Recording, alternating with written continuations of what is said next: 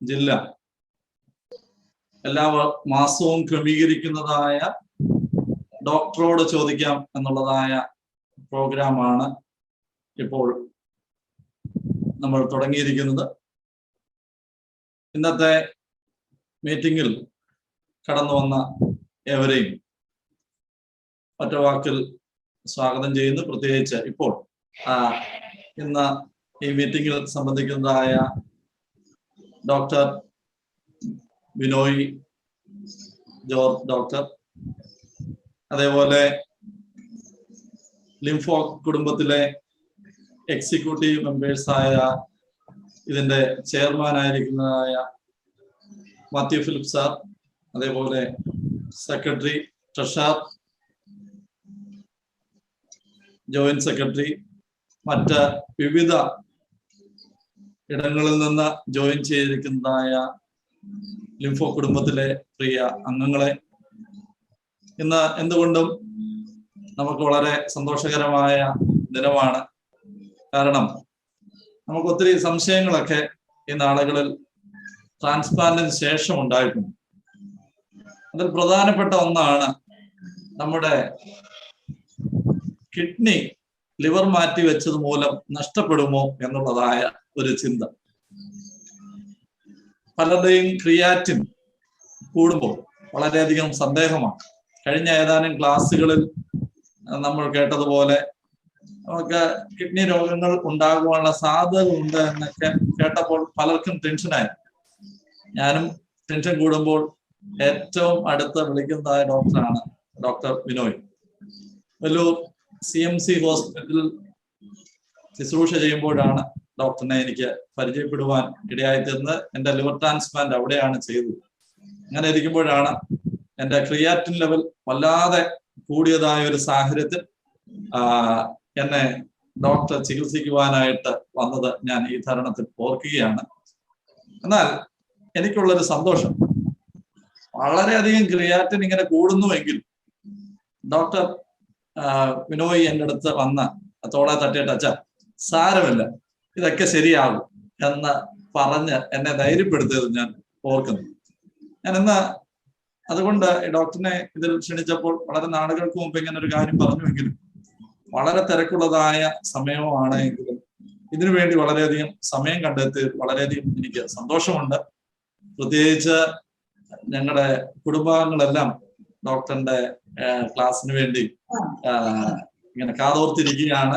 ഒരിക്കലും ഒരു ക്ലാസ് അല്ല, ചോദ്യോത്തര പരിപാടിയാണ്. പലരും നമുക്ക് ക്വസ്റ്റ്യൻ തന്നിട്ടുണ്ട്, അത് ഡോക്ടറിന് അയച്ചു കൊടുത്തു. എന്നാൽ ഡോക്ടറിന്റെ ഡിപ്പാർട്ട്മെന്റ് സംബന്ധമല്ലാത്ത ക്വസ്റ്റ്യനുകളും നമ്മുടെ ക്വസ്റ്റ്യനകത്ത് വന്നിട്ടുണ്ട്. ഡോക്ടറുമായി ബന്ധപ്പെട്ട കാര്യങ്ങളായിരിക്കും കൂടുതൽ സംസാരിക്കുന്നത്. മറ്റേ ലിവർ സംബന്ധമായ അല്ലെങ്കിൽ ഹെപ്പറ്റോളജി ഡിപ്പാർട്ട്മെന്റിന്റെ ഒന്നും കാര്യം കൂടുതലായിട്ട് പറയുവാനായിട്ട് താല്പര്യപ്പെടുത്തില്ല. അതുകൊണ്ട് വേറൊന്നും കൊണ്ടല്ല, പൊതുവായ എന്തെങ്കിലും ആണെങ്കിൽ മാത്രമേ പറയുവാനായിട്ട് ഇടയാകത്തുള്ളൂ. അത് ആ പ്രാരംഭം തന്നെ പറയുകയാണ്. അതുകൊണ്ട് കിഡ്നി സംബന്ധമായ എന്ത് സംശയങ്ങളും ക്രിയാറ്റിന്റെ ഒക്കെ കാര്യങ്ങളും മറ്റും സംശയങ്ങളും ഇത് ചോദിക്കാനുള്ള അവസരമാണ്. അതുകൊണ്ട് നമ്മുടെ ഈ മീറ്റിങ്ങിലും പല ഡോക്ടേഴ്സ് സംബന്ധിക്കുന്നു, അനുഭവ സമ്പന്നരായ അനേകർ സംബന്ധിക്കുന്നു എന്നുള്ളതിൽ വളരെയധികം സന്തോഷമുണ്ട്. അതുകൊണ്ട് ഞങ്ങളുടെ ഈ കൂട്ടായ്മയിലേക്ക് ഡോക്ടറെ ഒരിക്കൽ കൂടെ ഞങ്ങൾ സ്വാഗതം ചെയ്യുകയാണ്. കാരണം വളരെയധികം സന്തോഷം തിരക്കട്ട സമയം കണ്ടെത്തിയതിൽ. അതുകൊണ്ട് ഡോക്ടർ തന്നെ ആരംഭിക്കുക. ഡോക്ടറിന് ഏതാനും ക്വസ്റ്റ്യനുകൾ ഞാൻ അയച്ചു തന്നിട്ടുണ്ട്. ഡോക്ടർ തന്നെ ആ ക്വസ്റ്റ്യനിൽ നിന്ന് തന്നെ സ്റ്റാർട്ട് ചെയ്യാം. സ്റ്റാർട്ടിങ് തുടങ്ങിക്കഴിഞ്ഞാൽ പിന്നെ ഞങ്ങൾ ചാകര പോലെ ഇങ്ങനെ ക്വസ്റ്റ്യനുകൾ ചോദിച്ചുകൊണ്ടേയിരിക്കും. അതുകൊണ്ട് തീർച്ചയായിട്ടും ഡോക്ടറിനെ വളരെ ഹൃദ്യമായി എൻ്റെ ഒരു ജ്യേഷ്ഠ സഹോദരൻ എന്ന നിലയിൽ തന്നെ സ്വാഗതം ചെയ്തു. Thank you. ഡോക്ടറിന് ആരംഭിക്കും. താങ്ക് യു സോ മച്ച് അച്ഛ. Thank you for giving me this ഒരു ഓപ്പർച്യൂണിറ്റി നിങ്ങളോട് സംസാരിക്കാൻ തന്നത്. Thank you so much to everyone and to the association also. എന്നെ കൊണ്ടാകുന്ന എല്ലാ ചോദ്യങ്ങളും പറയാൻ പറ്റും എന്നുള്ളൊരു ആഗ്രഹത്തിലായിരിക്കുന്നത്. എന്തെങ്കിലും സംശയങ്ങൾ ഉണ്ടെങ്കിൽ ഞാൻ വീണ്ടും ചെക്ക് ചെയ്ത് തിരിച്ചു പറയാം. അപ്പം അച്ഛാ നമുക്ക് തുടങ്ങാമല്ലോ ക്വസ്റ്റ്യൻസ്. അപ്പൊ എനിക്ക് ആദ്യം കിട്ടിയത് ആർട്ടിഫിഷ്യൽ കിഡ്നി US അവൈലബിൾ ആണ്, വിൽ ഇറ്റ് ബി ഇന്ത്യയിൽ അത് അവൈലബിൾ ആണോ, അത് അതിൻ്റെ ഒരു ഫ്യൂച്ചർ ഉണ്ടോ, പ്രാക്ടിക്കാലിറ്റി എന്തുമാത്രം റിയൽ ലൈഫിൽ ഉണ്ടാവും. അപ്പം ആർട്ടിഫിഷ്യൽ കിഡ്നി എന്ന് പറയുന്ന ആദ്യം തൊട്ടേ ഈ തുടങ്ങി വെച്ചത് ഈ ഡയാലിസിന്റെ ഒരു പ്രിൻസിപ്പിളിലാണ് ഇത് തുടങ്ങിയത്. ആർട്ടിഫിഷ്യൽ കിഡ്നി സാധാരണ നമ്മുടെ രക്തമൊക്കെ ശുദ്ധി ചെയ്ത് ക്ലീൻ ചെയ്ത് അതിന്റെ വേസ്റ്റ് ആണ് എല്ലാം യൂറിനിൽ കൂടെ പോകുന്നത്. അത് ചെയ്യാതാകുമ്പോഴാണ് നമ്മൾ ഡയാലിസിസ് സാധാരണ തുടങ്ങി, അല്ലെങ്കിൽ നല്ലൊരു കിഡ്നി വർക്ക് ചെയ്യുന്നൊരു കിഡ്നി ട്രാൻസ്പ്ലാന്റിൽ കൂടി വെക്കുന്നത്.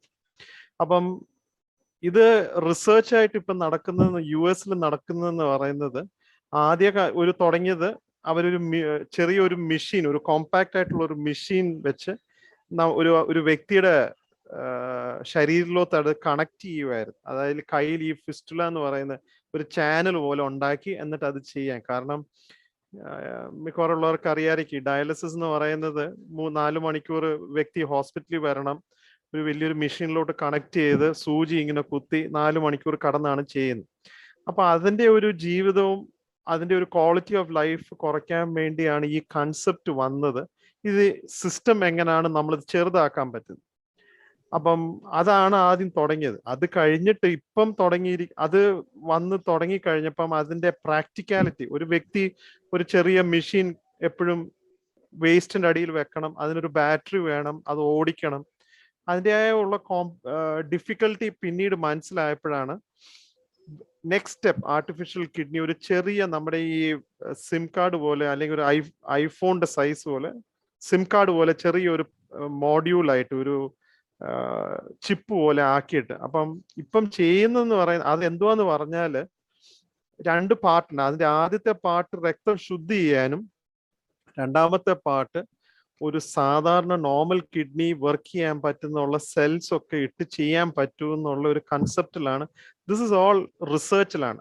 അത് ഒരു വ്യക്തിയുടെ ശരീരത്തിനകത്ത്, നമ്മളിപ്പോ ഒരു പേസ് മേക്കർ, ഹാർട്ടിന് ബുദ്ധിമുട്ടുള്ളവർക്ക് പേസ് മേക്കർ അകത്ത് വെച്ച് അത് കണക്ട് ചെയ്യൂല, ഹാർട്ട് ബീറ്റ് കുറയ്ക്കുമ്പോൾ പേസ് ചെയ്യും, അതായത് സ്റ്റിമുലേറ്റ് ചെയ്യും, ഹാർട്ടിനെ അങ്ങ് അടിച്ചോണ്ട്. ആ സെയിം കൺസെപ്റ്റ് കിഡ്നിക്ക് പറ്റുമോ ഇല്ലയോ എന്നുള്ള കൺസെപ്റ്റിലാണ് ഇരിക്കുന്നത്. Actually it is a Indian born scientist in USA in California who's actually found it. പുള്ളി ഒരു ഇന്ത്യൻ ഡോക്ടർ സുവു റോയ് എന്ന് പറയുന്ന ഒരു വ്യക്തിയാണ്. അത് എപ്പോഴും റിസർച്ചിലാണ് നടക്കുന്നത്. ട്രയൽസ്, ആനിമൽ ട്രയൽസ്, അതായത് ആനിമൽ ട്രയൽസിൽ മാത്രമേ നടക്കുന്നുള്ളൂ. ഇതുവരെ ഹ്യൂമൻ ട്രയൽസ് വന്നിട്ടില്ല. ഇന്ത്യയിൽ അത് വരാൻ പറ്റുമോ? യെസ്. മെഡിസിനും ബയോടെക്നോളജി എഞ്ചിനീയറിംഗിൽ കൂടെ അതൊരു കൺസെപ്റ്റ് ചിന്തിച്ചാൽ ഇറ്റ് ഇസ് പോസിബിൾ. പക്ഷെ അത് എന്തുമാത്രം പ്രാക്ടിക്കാലിറ്റി, പിന്നെ ഇതിന്റെ കോസ്റ്റ്, ഇത് രണ്ടും നമ്മൾ കൺസിഡർ ചെയ്താലും നമ്മുടെ ശരീരം ഒരു ഫോറിൻ ഒബ്ജക്റ്റ് അകത്ത് അക്സെപ്റ്റ് ചെയ്യോ ഇല്ലോ എന്നൊരു എപ്പോഴും ഒരു കൺസേൺ ഉണ്ട്. അപ്പം അത് അക്സെപ്റ്റ് ചെയ്യാൻ ഈ പറയുന്ന മരുന്നുകൾ, ഇപ്പം എല്ലാവരും എടുക്കുന്ന ഈ ഇമ്യൂണോസപ്രഷൻ എടുക്കണോ വേണ്ട എന്നൊന്നും we still don't have answers. അപ്പം it may come in the ഫ്യൂച്ചറിൽ വരും. പക്ഷെ എന്തുമാത്രം പ്രാക്ടിക്കാലിറ്റി നമ്മൾ ഹ്യൂമൻ ട്രയൽസിൽ ചെയ്താലേ അത് അറിയത്തുള്ളൂ. അതാണ് ആദ്യത്തെ ചോദ്യത്തിന്റെ മറുപടി. രണ്ടാമത്, 14 വർഷം കിഡ്നി ട്രാൻസ്പ്ലാന്റ് കഴിഞ്ഞ് ഇപ്പം MMF എടുക്കുകയാണ്. അതിന്റെ സൈഡ് ഇഫക്ട്സ് ഉണ്ടോ? ഞാൻ എവർകോൺ എടുക്കുമ്പോൾ ക്രിയാറ്റിൻ കൂടുന്നുണ്ട്. അടുത്ത 3-4 ചോദ്യമാണ്. ഇത് വേറൊരു ട്രാൻസ്പ്ലാന്റ് ഹെൽപ്പ് ചെയ്യോ, അഥവാ ട്രാൻസ്പ്ലാന്റ് ചെയ്താല് MMF വീണ്ടും എടുക്കാൻ പറ്റുമോ ഇല്ലയോ? അപ്പൊ ഞാനിത് മനസ്സിലാക്കിയത് 14 വർഷം കിഡ്നി ട്രാൻസ്പ്ലാന്റ് ചെയ്ത വ്യക്തിക്ക് ഇപ്പം ഡയാലിസിസിലാണോ എന്നാണോ ചോദിക്കുന്നത്. അതോ ഡയാലിസിസ് അല്ലെങ്കിൽ കിഡ്നി ക്രിയാറ്റിൻ കൂടിയിട്ടുണ്ട് അതുകൊണ്ടാണോ ഈ ചോദ്യം ചോദിക്കുന്നതെന്ന് എനിക്കറിയത്തില്ല. പക്ഷെ ഞാൻ പുറയുന്ന മുമ്പോട്ട് വരാം. അതായത് രണ്ടാമത്തെ ഒരു ട്രാൻസ്പ്ലാന്റ് ചെയ്ത MMF എടുക്കാൻ പറ്റൂ? തീർച്ചയായിട്ടും എടുക്കാം. അതിനകത്ത് യാതൊരു പ്രയാസവും ഇല്ല. ഈ MMF മൈക്രോഫിനലേറ്റ് മൊഫറ്റിൽ നിന്നുള്ള മരുന്ന്, ഇതിന് 2 മോളിക്യൂൾ ഉണ്ട്. ഒന്ന് ഈ സോഡിയം, നമ്മുടെ ഈ സോഡിയം മോളിക്യൂൾ ഈ MMF ഡ്രഗിന് അറ്റാച്ച് ചെയ്തിട്ടുണ്ട്. അതായത് നമ്മുടെ നാട്ടിലെ ഭാഷ എന്ന് പറഞ്ഞാൽ സോഡിയത്തിന് സാധാരണ ഉപ്പ് എന്നാ പറയുന്നത്. പക്ഷെ കെമിസ്ട്രി ഒക്കെ നമ്മൾ എല്ലാവരും പഠിച്ചു കാണുമല്ലോ. സോഡിയം ആ മോളിക്യൂൾ ആണ് ഇതിനകത്ത് അറ്റാച്ച് ചെയ്തുള്ള MMF മോളിക്യൂൾ ഉണ്ട്. ഈ സോഡിയം അറ്റാച്ച്ഡ് ആയിട്ടുള്ള MMF മോളിക്യൂളിന്റെ സൈഡ് എഫക്ട്സ് കുറവ്. എന്താണ് ഈ side effects? Most likely increased ഈ ഡയറിയ പോലെ വരും. ഡയറിയ അല്ല, ഇൻക്രീസ് ഫ്രീക്വൻസി, മലം കൂടുതൽ പോവുകയും ഈ ഗ്യാസ്, അങ്ങനത്തെ സൈഡ് എഫക്ട്സ് ആണ് എപ്പോഴും ഈ MMFന് കൂടുതൽ. അതായത് ഡയറിയാണ് ഒരു വ്യക്തി എപ്പോഴും ഫേസ് ചെയ്യുന്നത്. ഈ നോൺ സോഡിയം സോഡിയം മോളിക്യൂൾ അത് കഴിഞ്ഞിട്ടാണ് വന്നത്. അത് എല്ലായിടത്തും അവൈലബിൾ ആണ്. People it has less side effects, less GI, അതായത് നമ്മുടെ ശരീരത്തിന്റെ ഗ്യാസ്, ഡയറിയ അങ്ങനെ കുറയ്ക്കുന്നതായിട്ടുള്ള കൺസെപ്റ്റ് സോഡിയം മോളിക്യൂൾ ഉണ്ട്. പിന്നെ ഒരു കാര്യം മനസ്സിലാക്കണം, എൻ്റെ ശരീരവും ലിജു അച്ഛൻ്റെ ശരീരം രണ്ടും രണ്ടാണ്. ഞങ്ങൾക്ക് രണ്ടുപേർക്കും മരുന്ന് തന്നാൽ ഞങ്ങൾ രണ്ട് രീതിയിലാണ് അബ്സോർബ് ചെയ്യുന്നത്. എല്ലാവരും ഓരോരുത്തരെ കമ്പയർ ചെയ്യാൻ ഒക്കത്തില്ല. അതാ ഞാൻ ഈ പറയാൻ വരുന്നത്. അതായത് ഒരു വ്യക്തിക്ക് ഒരു മരുന്ന് ഈ MMF കൊടുക്കുമ്പോൾ ലിജു അച്ഛന് കൊടുക്കുന്ന ആ MMF കൊടുക്കുമ്പോൾ ചിലപ്പം ശരിക്കും അബ്സോർബ് ചെയ്യുമായിരിക്കും. എനിക്ക് ചിലപ്പം കൊടുത്താൽ it may not absorb. That is because my system is like that. അപ്പൊ ഞങ്ങള് ആക്ച്വലി CMC മാത്രമേ ഉള്ളൂ ഇത് ചെയ്യുന്നത്. ഞങ്ങൾ ഇതിന്റെ ഡ്രഗ് ലെവൽ ആക്ച്വലി ചെയ്യും. ഡ്രഗ് ലെവൽ ചെയ്യുന്നതെന്ന് പറഞ്ഞാൽ ആവശ്യത്തിനുള്ള ലെവൽ ഉണ്ടോ to prevent rejection of the organ, at the same time കൂടുതലായിട്ട് നിൽക്കാതിരിക്കാൻ. കാരണം ഇൻഫെക്ഷനോ അല്ലെങ്കിൽ MMFന്റെ സൈഡ് ഇഫക്ട്സ് ഇല്ലാതെ വരുന്നു. Now that is A concept ഇപ്പോൾ യൂറോപ്പിലും ഓസ്ട്രേലിയയിലൊക്കെ വരുന്നുണ്ട്. CMC ഇന്ത്യയിൽ ഞങ്ങൾ മാത്രമേ ഉള്ളത് ചെയ്യുന്നത്. ദാറ്റ് ഇസ് ബിക്കോസ് എൻ്റെ ടീച്ചർ വാസ് വെരി കൺവിൻസ്ഡ്. പുള്ളി തിരിച്ച് സ്റ്റഡിയിൽ വന്ന് തുടങ്ങിയ ഒരു കാര്യമാണ്. പുറത്ത് CMCയുടെ പുറത്ത് ഈ MMF ലെവല് സാധാരണ ചെയ്യുന്നില്ല. ലിവർ ട്രാൻസ്പ്ലാന്റില് അത് most of the places they don't do at all. 95% they don't do. They have അവരുടെ ആ ഒരു ടേപ്പറിംഗ് ഷെഡ്യൂളുണ്ട്. കിഡ്നി ട്രാൻസ്പ്ലാന്റ് ഞങ്ങൾ CMC ചെയ്യുന്നുണ്ട്. ഇപ്പം ചോദിച്ചാൽ CMCയുടെ പുറത്ത് കിഡ്നി ട്രാൻസ്പ്ലാന്റ് ചെയ്തവരോട് ചെയ്യുന്നുണ്ടെങ്കിൽ ദേ ഡോണ്ട് ഡു. ഞാനിപ്പോൾ സ്റ്റഡിയിൽ പോയെടുത്ത യൂണിറ്റും ഓൾസോ ദേ ഡോണ്ട് ഡു. പക്ഷെ ത്രൂ ക്ലിനിക്കൽ എക്സ്പീരിയൻസ് ഞങ്ങൾക്കറിയാം എന്തുമാത്രം കുറയ്ക്കാൻ പറ്റുമെന്ന്. അപ്പം ആ അടുത്ത ചോദ്യം, വെൻ ടേക്ക് എവർകോൺ എടുക്കുമ്പം ക്രിയാറ്റിൻ ഹൈ. എനിക്കത് ആക്ച്വലി എനിക്ക് കുറച്ചുകൂടെ ഹിസ്റ്ററി കിട്ടിയാലേ എനിക്കത് പറയാൻ ഒക്കത്തുള്ളൂ. എവർകോൺ ദാറ്റ് ഈസ് എവറോലിമസ് ആണ്. എവർകോൺ നമ്മുടെ കോൺകോർഡ് ഫാർമസ്യൂട്ടിക്കലിന്റെ പ്രോഡക്റ്റ് ആണ് ഈ പറയുന്ന വ്യക്തി എടുക്കുന്നത്. അപ്പം അത് എടുക്കുമ്പം ക്രിയാറ്റിൻ, എല്ലാവരുടെയും ക്രിയാറ്റിൻ കൂടത്തില്ല. ക്രിയാറ്റിൻ ട്രാൻസ്പ്ലാന്റ് കഴിയുമ്പം 3-4 കാര്യങ്ങൾ കൊണ്ടാണ് കൂടുന്നത്. ഒന്ന്, ഒരു വ്യക്തി ഡയബറ്റീസ് ഡെവലപ്പ് ചെയ്യുമ്പോൾ uncontrolled diabetes, uncontrolled hyper tension. 3, മരുന്ന്. ഏറ്റവും കോമൺ ആയിട്ടുള്ള മരുന്ന് എന്ന് പറയുന്ന പാൻഗ്രാഫ്. മിക്കവാറും ഉള്ളവർ ഈ ടാക്രോലിമസ് മോളിക്യൂൾ ആയിരിക്കും കഴിക്കുന്നത്. അതിന്റെ ലെവൽ വല്ലതും കൂടുതലാണെങ്കിൽ ക്രിയാറ്റിൻ കൂടാം. എവർലിമസ് കാരണം കൊണ്ടും ക്രിയാറ്റിൻ കൂടാം. പക്ഷെ ദയവ് ചെയ്ത് തെറ്റിദ്ധരിക്കരുത്, ആ ഒരു മരുന്ന് കൊണ്ട് മാത്രം നമ്മൾ നോക്കാൻ ഒക്കത്തില്ല. കാരണം എവർലിമസ് കാരണം ബാക്കിയുള്ള എന്തെങ്കിലും കാരണങ്ങൾ കൊണ്ടാണോ ഇത് കൂടുന്നതെന്ന് നമുക്ക് നോക്കണം. പിന്നെ ഒരു കൺസേൺ അല്ല, എന്താണ് ഈ വ്യക്തി എവർകോൺ എടുക്കുന്നതെന്ന് പുള്ളി പറഞ്ഞിട്ടില്ല. കിഡ്നി ട്രാൻസ്പ്ലാന്റ് കാര്യത്തിൽ അത് മിക്കവാറും എൻ്റെ അറിവില് മിക്കവാറും ഇനി ബയോപ്സി ചെയ്ത് പാൻഗ്രാഫോ അല്ലെങ്കിൽ ഈ പറയുന്ന ട്രാക്രോലിമസിന്റെ ബുദ്ധിമുട്ട് കൊണ്ട് എന്തെങ്കിലും ബുദ്ധിമുട്ട് ബയോപ്സിയിൽ കണ്ടോണ്ടാണോ എവർലിമസ് എടുക്കുന്നത് നമുക്ക് അറിയത്തില്ല. പക്ഷെ everolimus per say will not increase the creatine. അങ്ങനെ ഒരിക്കലും താനെ കൂട്ടത്തില്ല. അത് രണ്ടാമത്തെ ചോദ്യം. മൂന്നാമത്തെ ചോദ്യം, ലിവർ ട്രാൻസ്പ്ലാന്റ് 2015 കഴിഞ്ഞു. ആഫ്റ്റർ ദാറ്റ് കിഡ്നി ഡാമേജ് ആയി. കിഡ്നി ട്രാൻസ്പ്ലാന്റ് 2018 ചെയ്തു. ലിവർ ഫംഗ്ഷൻ സ്റ്റഡി ആയിട്ട് നിൽക്കുന്നു. പക്ഷെ അതിന്റെ ക്രിയാറ്റിൻ കൂടുകയും കുറയുകയും ചെയ്യുന്നു. ഇപ്പം കറന്റ്ലി ക്രിയാറ്റിൻ 3.8, ഇപ്പം 2.3. പ്രോട്ടീൻ ലീക്ക് യൂറിനിലുണ്ട്, കൂടിക്കൊണ്ടിരിക്കും. ഫോമിങ്. ഇതിനൊരു സൊല്യൂഷൻ പറയാം. Okay, difficult question. Liver transplant കഴിഞ്ഞ് ഈ പറയുന്ന വ്യക്തിക്ക് ഡയബറ്റീസ് ഉണ്ടോയെന്ന് എനിക്ക് അറിയത്തില്ല ലിവർ ട്രാൻസ്പ്ലാന്റ് മുമ്പ്. So as I said, transplant കഴിയുമ്പം 3-4 കാര്യങ്ങളാണ് immediately after liver transplant phase ചെയ്യുന്ന കാര്യം. ഓർഗൻ റിജക്ഷൻ വരുന്നോ ഇല്ലയോ എന്നാണ് ഇമ്മീഡിയറ്റ്ലി ആഫ്റ്റർ ട്രാൻസ്പ്ലാന്റ് എല്ലാ ലിവർ ട്രാൻസ്പ്ലാന്റ് ഫിസിഷ്യൻസിനും കൺസേൺ ഉള്ളത്. ആ ഒരു 3-4 മാസം, ഒരു 6 മാസം അതൊന്ന് കടന്ന് കിട്ടി കഴിയുമ്പോൾ പിന്നെ ആ later part of the transplant ഞാൻ പറഞ്ഞ 4-5 കാര്യങ്ങളാണ്.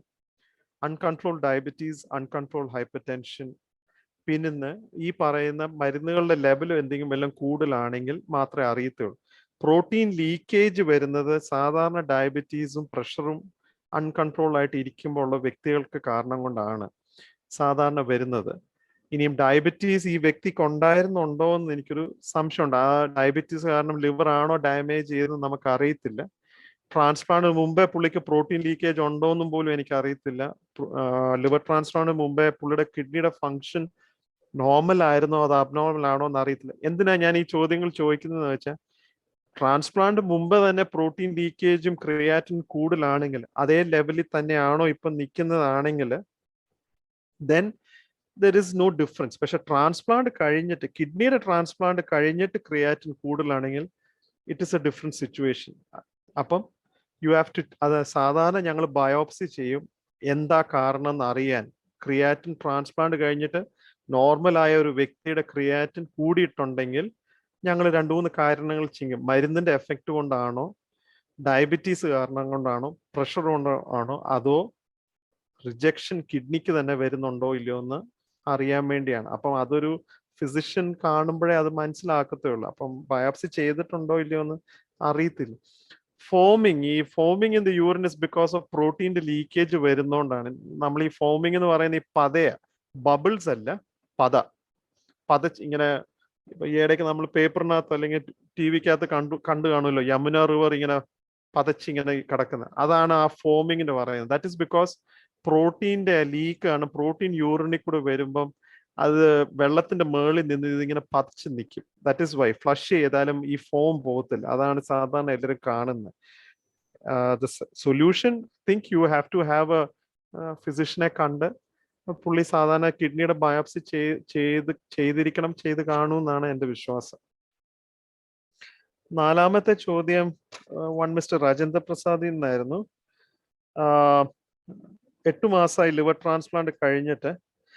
അത് ആ ക്ലിനിക്കൽ ഹിസ്റ്ററി, അതായത് സ്റ്റെന്റ് ബ്ലോക്കായി, that I will not be. എന്തുകൊണ്ട് വെള്ളം ഇങ്ങനെ കെട്ടി നിൽക്കുന്നത് എനിക്ക് പൊതുവെ പേഷ്യന്റ് ഇത് കണ്ടാലേ എനിക്ക് അറിയത്തുള്ളായിരിക്കും. സോ ഐ ഡോണ്ട് നോ, എനിക്ക് അതിന്റെ ഒരു മറുപടി അല്ല. പക്ഷെ പുള്ളി അത് കഴിഞ്ഞിട്ട് ചോദിച്ചിട്ടുള്ള കാര്യങ്ങൾ ആ വെരി ഗുഡ് പ്രാക്ടിക്കൽ ക്വസ്റ്റ്യൻസ്, അത് ഞാനൊന്ന് ആൻസർ ചെയ്യാൻ ആഗ്രഹിക്കാം. അതായത് സോറി, എനിക്ക് ആദ്യത്തെ ആ question I would clinical scenario മൊത്തം അറിഞ്ഞാലേ അറിയത്തുള്ളൂ. അതായത് എന്തുകൊണ്ട് ഫ്ലൂയിഡ് വയറ്റിൽ കളക്ട് ചെയ്യുന്നത്. സോ ഞാൻ ആ ഒരു ചോദ്യം വിടുക. പക്ഷെ പുള്ളിയുടെ ബാക്കിയുള്ള ക്വസ്റ്റ്യൻ, കിഡ്നിക്ക് എന്താണ് സംഭവിക്കുന്നത്, what are the changes that happen after A liver transplant? To be very honest, if there is usually no changes that happen in the kidney. What happens is, ഞാൻ പറഞ്ഞ പോലെ 3-4 കാര്യം. മരുന്നിന്റെ ചേഞ്ചസ് കാരണം, which is very common. Liver അസുഖം ഇല്ലാത്തവർക്കും ഞങ്ങളുടെ transplant പേഷ്യൻസിന് liver normal, kidney മാത്രം ട്രാൻസ്പ്ലാന്റ് ചെയ്ത വ്യക്തിക്ക് ഈ പാൻഗ്രാഫിന്റെയോ ടാക്രോലിമസിന്റെ ലെവലോ എല്ലാം കൂടുതലാണെങ്കിൽ അതിന്റെ ചേഞ്ചസ് കിഡ്നിയിൽ കാണാം.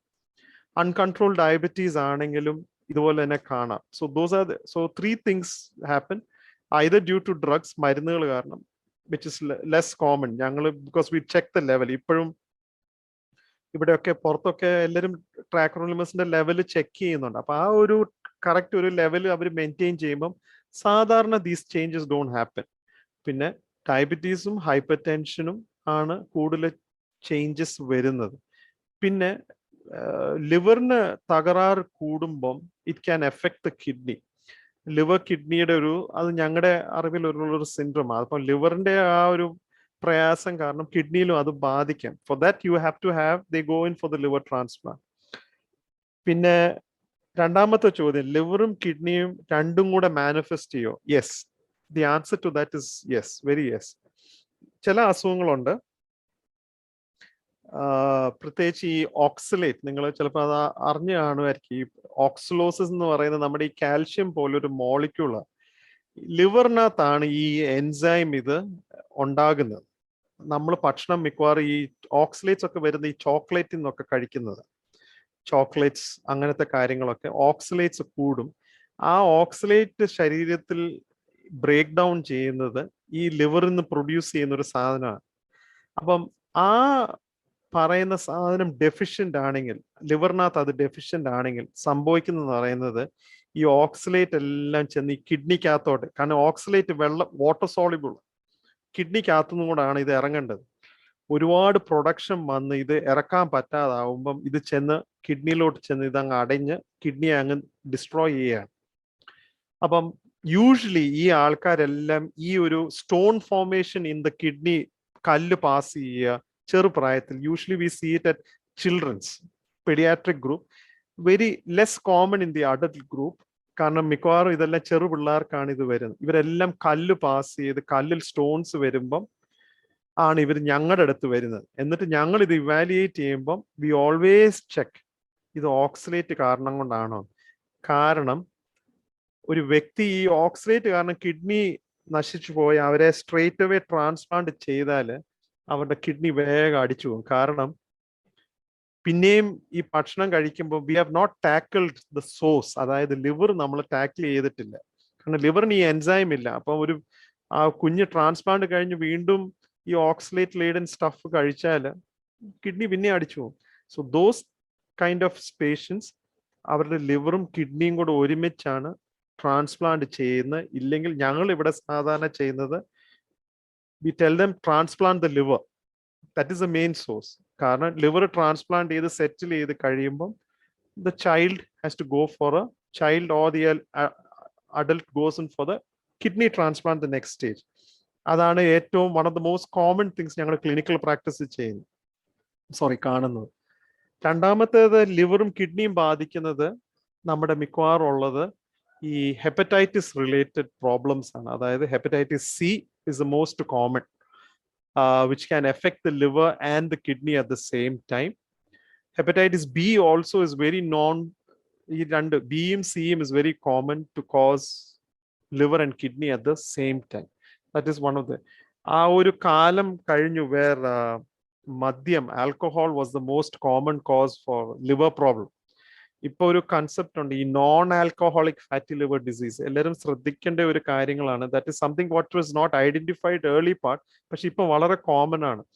ഡയബറ്റീസ്, വണ്ണം ഉള്ളവര്, ഈ രണ്ട് കൂട്ടരും they have predisposing to non alcoholic fatty liver disease. ഞാൻ ഇത് പറയാൻ കാരണം മദ്യം മാത്രം കുടിച്ചാൽ കൊണ്ട് കാരണം കൊണ്ട് മാത്രമല്ല ലിവർ ഡാമേജ് ആണെന്ന് അത് അറിയണം. So oxalosis, hepatitis B, C, diabetes, obesity, വണ്ണം, ഈ 3-4 കാര്യങ്ങൾ can effect the liver and the kidney simultaneously.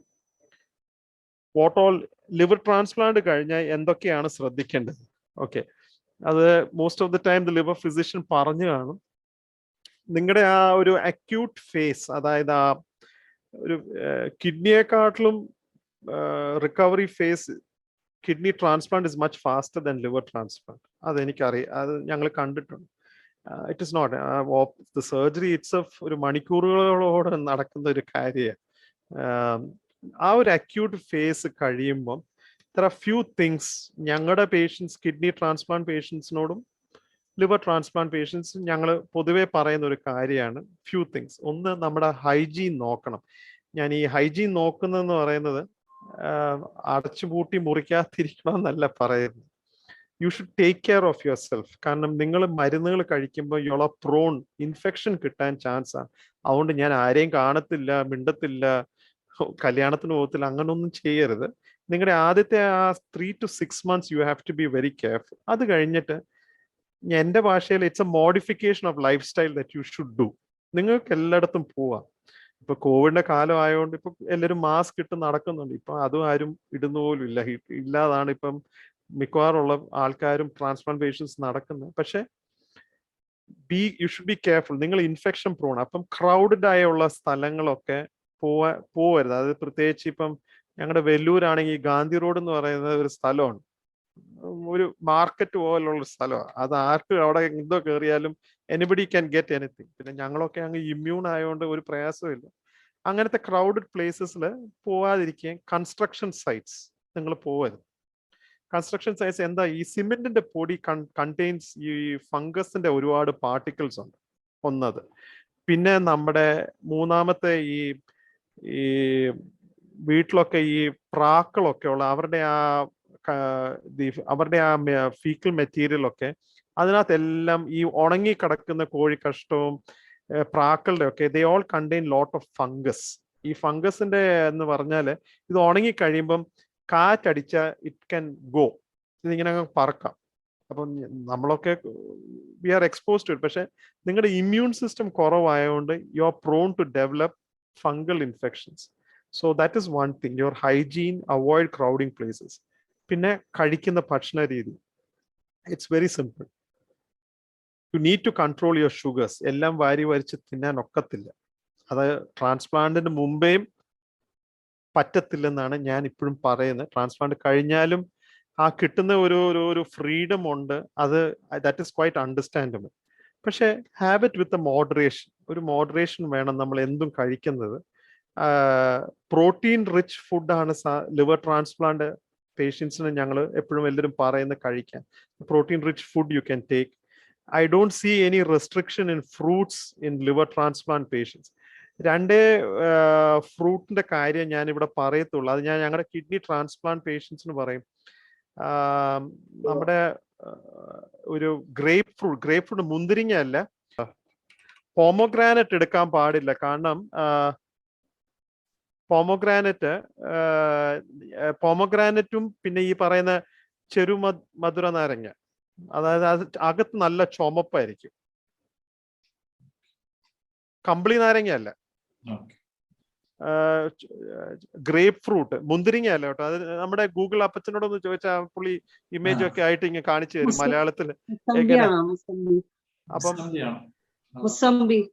Mosambi അല്ലല്ല, മൊസംബി ഓറഞ്ച് അല്ല, ഗ്രേപ്പ് ഫ്രൂട്ട്.